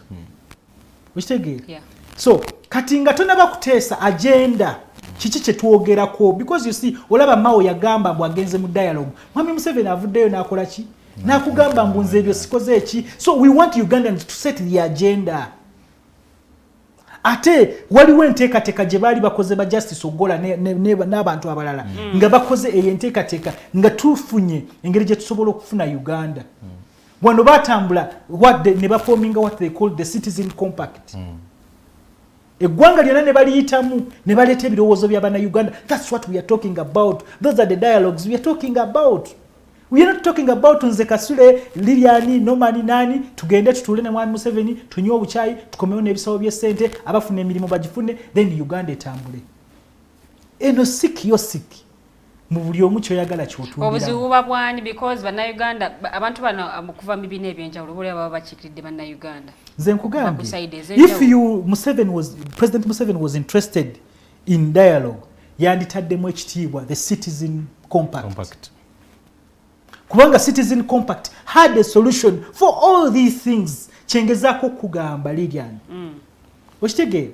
If you have, I don't know whether you have you should look for the copy if you don't have it. Olabe bannayuganda ebintu ensonga zaabwe engeri gye baali bazirambise, how electoral commission must be constituted. Then yawoddemu ngambe kati akalulu tekasobola kujjako Museveni, akalulu kasobola nga process nga buli kimu kyonna kiteekeddwa mu nkola bulungi. Dialogue esobola tesobola. Dialogue nga ya bannayuganda naye esobola okukyusa, because the Citizen Compact was part of the process of that dialogue. It was a citizen dialogue. Ne bajjamu that compact. But President Museveni ne Parliament, they did not respect that. If they can't respect that, so which dialogue are you talking about? Me, I'm talking about the dialogue with Ugandans. Because abanyigirizibwa, it's not only us who are the elite leaders and what. It's about the other Ugandan. Oli mama wange, ali wansi ehoima ekyamasuuka. That's what we are talking. Those are the people we are talking about. Baina maloboozi gaabwe mangi nnyo ne bwogenda ino okola ebimeeza n'ogamba kamutambulenga the alternative Digitalk. Mugende hoime wasemba, you will get voices of the people crying. Okay. So those are the voices we want. Those are the people we want to dialogue for, and those are the people we want to dialogue with. Nayanziza nnyo mwami Kasule ndozanga sina bagenda ko mu comments because nzirabo already weziri ekibuzo kyakimu ngenda kiweereza wo mwami Alex. Dialogue esobola okola bwekituka ku kukyusa obuyinza bampuliddeko abakulembeza binyoga twetaaga dialogue ne mwami Museveni twetaaga dialogue ne mwami Museveni so dialogue esobola okola bwekituka ku kukyusa obuyinza. One nze omanyi okkiriza nti omuntu asobola okuba nga aludde ekkaalo n'ategeera olugero bagamba the old broom sweeps knows all corners or something. Olukadde lumanyi ensonda. Naye kinkola bubi nnyo okuwulira omukulembeze oba okulaba omukulembeze aludde mu bukulembeze nga experience gy'afunye yakwemanaginga not managing the citizens. Ontegera kingamba because you would want a leader that has overstayed in government in leadership nga experience eraga nti bannansi bakulembera be bagimwogerako nti mu kubeerawo okwennyo we gained this, but to him his long stay is because awulira nga ayagala abeere mu history nti nze nafuga emyaka 5 regardless of what the citizens will be saying twafuna mu myaka gya 5 yawulira nga ayagala kigende mu likodi fe abachwezi fe twafuga emyaka 5. Now that's a problem that such a person you muteka mu dialogue his mind is already full of I must lead this country for 50 years bwenfanga wendi avenger will take over immediately so that he fulfill the 50 years thoughts. So kati ekikusumbu ogenda mu dialogue n'omuntu alina endowooza eyo nga ate wano bwenkwoti nga yali agamba when you don't dialogue you miss the opportunity. Kyenkugamba nti ye buli kaseera agenda kubanga gwe akubulizabuliza mu ndowooza eyo likyagambye nti abadde anoonya ekigambo kiba kiyita omudaawa. Tetusobola kuba badaawa nti byayogera bituufu kubanga ekyakyogera akulage nti alidde okuteesa naye bwe yatutte mu kuteesa yamwegaanyi misana ate nga bayise okuteesa tebazze anti bwe yatutte mu kuteesa n'ogakali tumugesesezza n'omudaawa munne mukulu MAO naye bwe yamwegaanye ku TV kati bwe ngenda netuteesa naye era agenda kubeegaana abagambe wadde twetolodde ntwogera nammwe sibe nabadde njagala. So solution tegenda kuba mu kudayaloginga na mukulu Museveni because omukulembeze omu yabadde ayogera nti wadde alina essaawa ng'agisibye ku mukono naye obudde tebukyali ku saidi ye. We must as a country debate and discuss tugende ku round table nga tukozesa the 15 nations ezikola eggwanga lino to discussing the problems of this country gye tunagendera okugenda okumaliriza nga either number 4 number 5 Museveni is one of those problems. Now kuzifuna solution Bannayuganda bafune solution bajja genda okumaliriza nga balina okunoonya ebizibu nga babitegedde solution nga bajja zifuna olwo tufunaani agenda okutufunira solution kwetugenda okuwaayo nga front line person okulaba nti advancinga ebirowoozo ebyo bibe nga bigguka kula bannayuganda. Baligamba nti abo baligamba bannayuganda basaluni bagamba nti ddala yoyo yagenda obiteeka mu maaso mu nkola ng'ogamba okay majority egambye ekyo okusinza ku nations 15 for example because tulina Gitulia Simanyi the 15 points program is a 10 points program is NRM. No zuulira tezikyuka security zajjira ku 10 ku bantu nga bali 10 milioni 15 ne batuweza namu 5 ne tunagenda mu 5 zikyali 10. Era zensonga zezi ente era zensonga enkulu era zetukyali no Uganda zetagokolo. Golowooza nti agamba nti yajja kutereza health agiterezezza. Bwobuuza mu Uganda baganda security weeri. Obutebenkevu oba n'ebyokwerinda bwe bawambyeko omuntu nga family yatutte abantu 5 bagenze bw'omubuuza olwali mu region eri mwali akyawulira nti security ye solution ku bulamu bwe no. So 10 points program tezikyali applicable mu bino mwenamera gye tuli kubanga yazireeta yazivaako ye kennyini yajja agamba democracy and good governance for example naye where is the democracy and good governance nga wagamba nti empiso bwebula mu nnyumba ewaabwe tebasobola nkwebaka mpaka ng'empisa erabise. You now have people that get abducted and get lost forever. Naye nga baabula mu ggwanga omuli security, omuli ISO, omuli DISO, omuli simanyi VISO, ne village bajja. Ne family bajja kujja nga ba ISO. Nga baawo ye ISO nga naye ali mu kkube okulaba nti muleetako ye FISO baana aba MISO family and whatever. So that means era buli mbeera nga oli basa tumanya nti waliwo ayinza okuza bye mwogedde amasimu tutagana gajjako ffe ne tugateeka mabbali abali mu politics. Nkudde mu Kasule tembikola. So that bye mwogera either wadde anaaba abyogera tagenda kuteeka eddoboozi lyo nga gwo byogera. So ekyo kitegeeza bannayuganda balina fiye bateereddwamu ng'okugibajjamu tulina okubroadeninga the conversation. Bw'okimanyi nti until bo bennyini batandisa okweyogeza n'okwerogoza ku transition tubale tutya okugyogerako.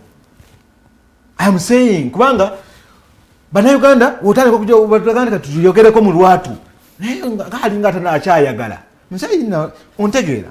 So that means we must broaden the conversation and say we don't want to talk about succession, twagala kwogera ku transition. Not from you old man to old man, but from your generation, those that are born in the 1880s, waliwo abazaaliddwa 90s 20s. Have you given them the capacity to lead the country nti ye lwaki tubatrustinga ku bantu basobola okutekinga on nga naawe wooli n'obalabako? Why do you want to first die then ogambe binaabeera bibeere? Very I don't care attitude.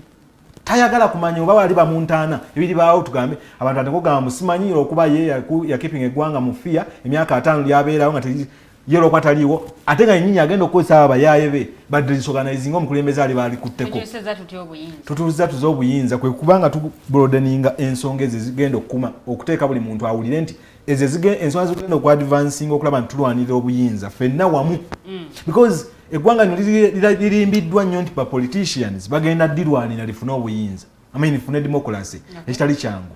Bannayuganda be balina okubanga bategeezebwa ensonga conversation egaziwe buli omu ategeere nti kinkakatako nze okubanga ndi mukulembeze nene okubanga bagenda okunkulembera batuufu ne bagenda okunkulembera n'okunkozesa nga bankulembera nze mbibagamba so si bye babiŋŋamba. Ekyokusatu twongere to improving clarity of the purpose.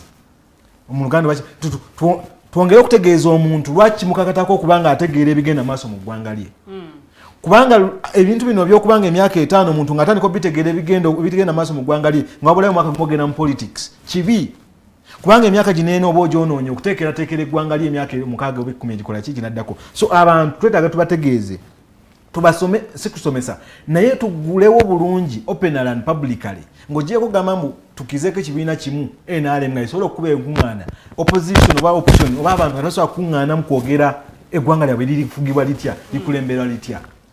Ekyo ndowooza kyekyaleesewo obuzibu nti mwami Kasule akimanyi bulungi buli bwe babeera abantu wakati we 10 na plus obasooka kufuna kugambako poliisi ntugenda kutula twogere kate mu mbaga nga tebamala kubagambako ntugenda kutula twogere. I mean kwe kutandika ndowooza okwagala okuba ntwetaaga tube abamalirivu ti ensonga zino ez'okwadvansinga n'okufuna obukulembeze obw'enjawulo bwe tubadde tulina olwaleero oba buliwo olwaleero tulina okubanga munnayuganda akyetabyemu kubanga yo bannayuganda bebawa omusajja oyo emmere kyessaali nga bw'abatta naye nga bw'obagaana okugimuwa nga ate bajja bakutta kusi. So we know I can die anytime. Naye nfudde nkola ki?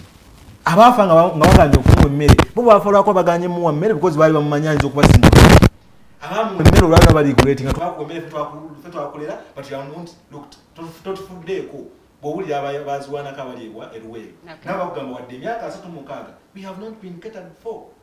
Wow. Neyanziza nnyo omwami Alex ndowooza kampitayiteko mu comments katono nnyo ate tuwulire abateesezo nga bayita ku page Alternative Uganda bw'ate bagambye ekyo. Omukulu Rogers Tulehabwe agamba nammwe mwetereeze. Kasule, how do you intend to change the system when the part of the system is in power?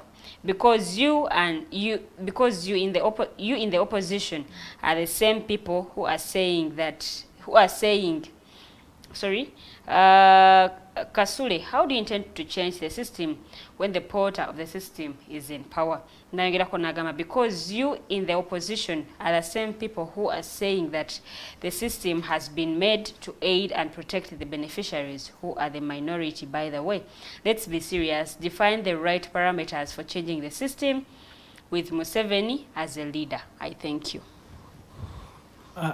Ekyo kyengezezaako mbadde wanongezaako okukinyonnyola okugezaako okulaga mbu this talk shouldn't be about Museveni. That's why I even told you, for me, Museveni is not my agenda. Uganda is my agenda. Okay. We are looking at the 45 million Ugandans. So Mwami Museveni is also part of the 45 million Ugandans. That's why for us we are saying, can we have a national dialogue? Can we talk with all Ugandans? Because what we are crying for is that, you know, tukoye ba okulwana okutwala obuyinza. Tukoye okubuuka emirambo oba okugira omusaayi ng'abantu bakwata obuyinza. Ugandans are saying they want to change power, to see power transit from one leader to another peacefully. Okay. They don't want to impose a leader on them. That's why you see I don't discuss the MAO's project. Because for us, our agenda is to take on Mr. Museveni with all his projects to transforming eggwanga lino. So, mu process eyo, every Ugandans, ne Rogers, fenna, tulina okuba on board. Civil society organizations, bano ba elites benkugambyeko aba babeera mu sauna na kunywa jinisi na kubeera mu jamu na kukola ki, because yeka staff na apartment jasula nafuna emotoka javuga kuloni nasobola okutwala omwana we mu ssomero eddungi, alaba everything is done, because at the end of the month waliwo ka pay check akagenda ku account ye. But we are talking about mama we gwe yaleka mu kyalo, brother what asobola kufuna the same opportunity ng'eyiye. Yeah. So those are Ugandans we are talking about, and it's not about the opposition. This is a talk that is about Uganda. You see, when people start saying you are in the opposition, who are the opposition? The opposition, opposition fetwogera kubali abantu abali wansi, abali mu kunyigirizibwa, abasinza okunyigirizibwa embeera, abasinga okusasula omusolo, because you see for them everything they consume, even in the chikomando they eat and everything, they pay tax. Is a sente zigenda mu consolidated fund. Government omuntu omu nazitwala nazikosa okwekumira mu buyinza. Okay. Gwe tugamba tugenda kujjawo tutya, because he's a burden to all of us. He's running a very expensive government. We are the ones feeding that huge government he's running. We are the ones giving him 2 billion every day zakozesa. Okay. So fenna nga bana Uganda kyenkugambye nenkugamba kisoboka, because bana Uganda bavayo ne citizen compact. If that compact had been respected, Budebun, I don't think that even the constitution would have been violated. Ne constitution yaffe teyandikyusiddwa. Naye because you see we believe that tekisoboka, fenna tutandika no tekisoboka, but if we came up and all kubanga kisoka buli muna Uganda wava nateeka member wa parliament kuninga namugamba this is what we want, if you don't do this don't come back in our area. So those are the things we are looking at. Okay, tweyanziza nnyo Mukulu Rogers. Princess Kaiso webale nnyo kubanga kooli agamba we are still under NRA rule, military codes. Nayongerako n'agamba where police is supposed to act, it's military taking over. Bwatyo Princess Kaiso bwateeseza, tweyanziza nnyo tweyanzege.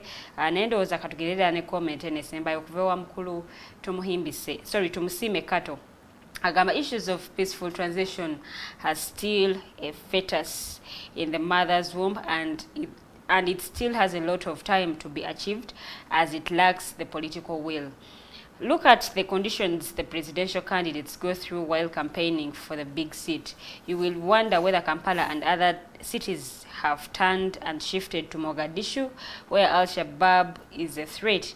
I wonder the thinking of Honorable MAO on the transition with Mr. Museveni. Watyo Mukulu tumusime Kato bwategezeza Yahaya ayagamba alaba okuva etaki Farida bikobere tweyanza again nacho ene Rita webale nnyo kubanga kwoli Jemix Pro kwali tumuhimbise Noman kwali ndoza ne comments ezo nenda saba Mukulu Alex uziddemu ko katono era tuwene obaka bwobusibula.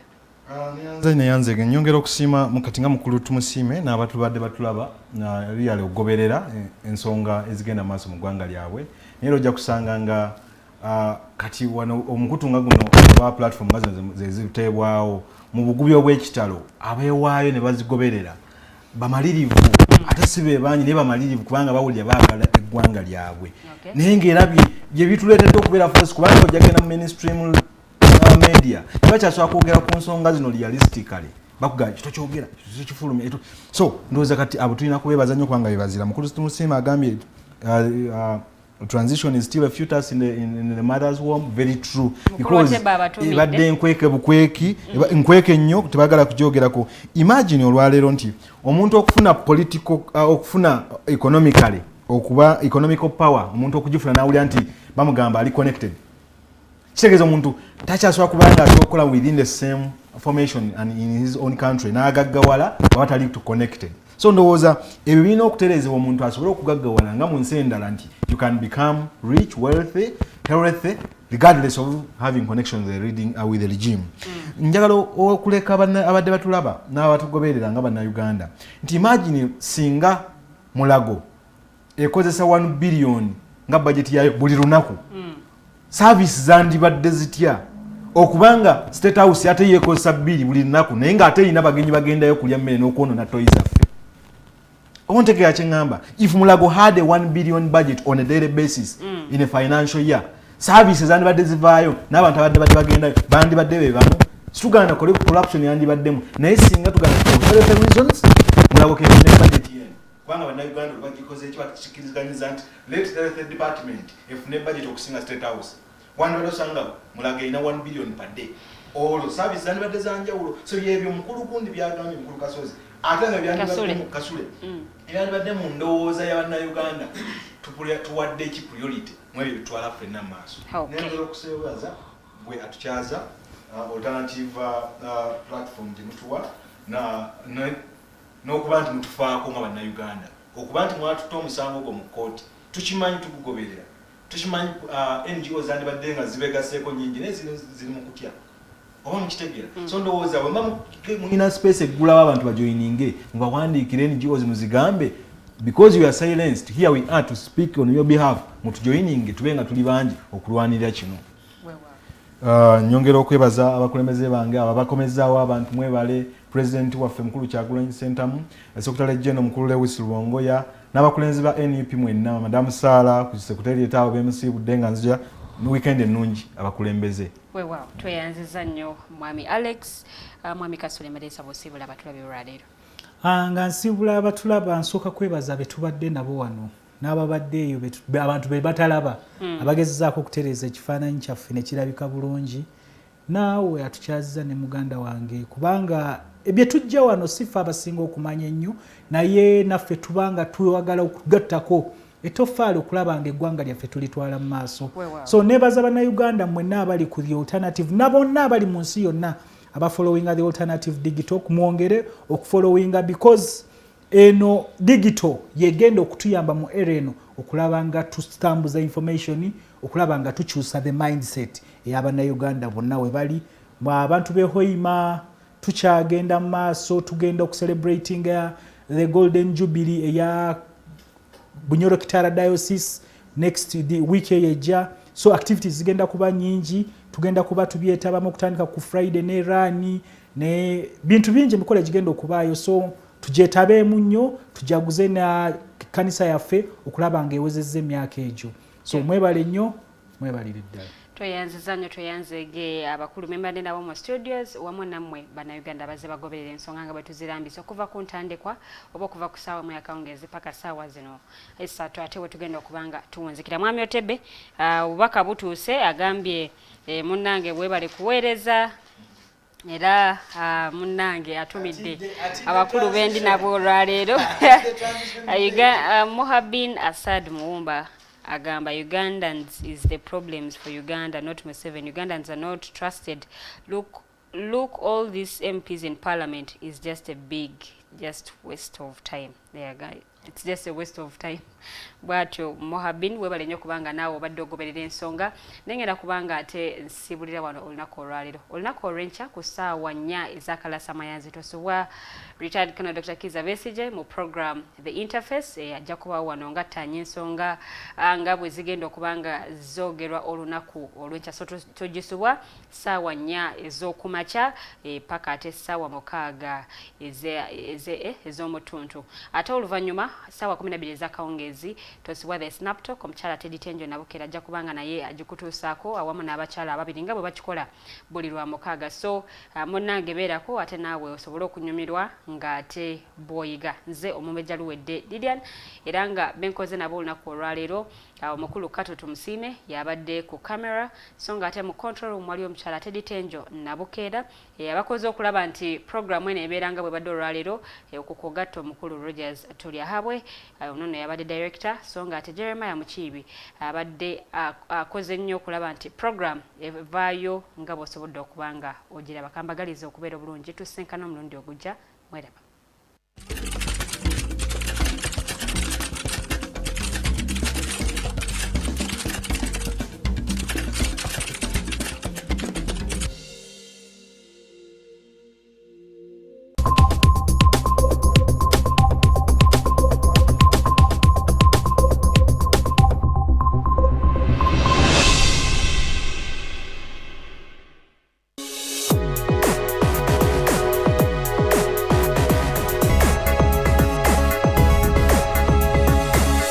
The Alternative Digitalk. Real issues, real talk.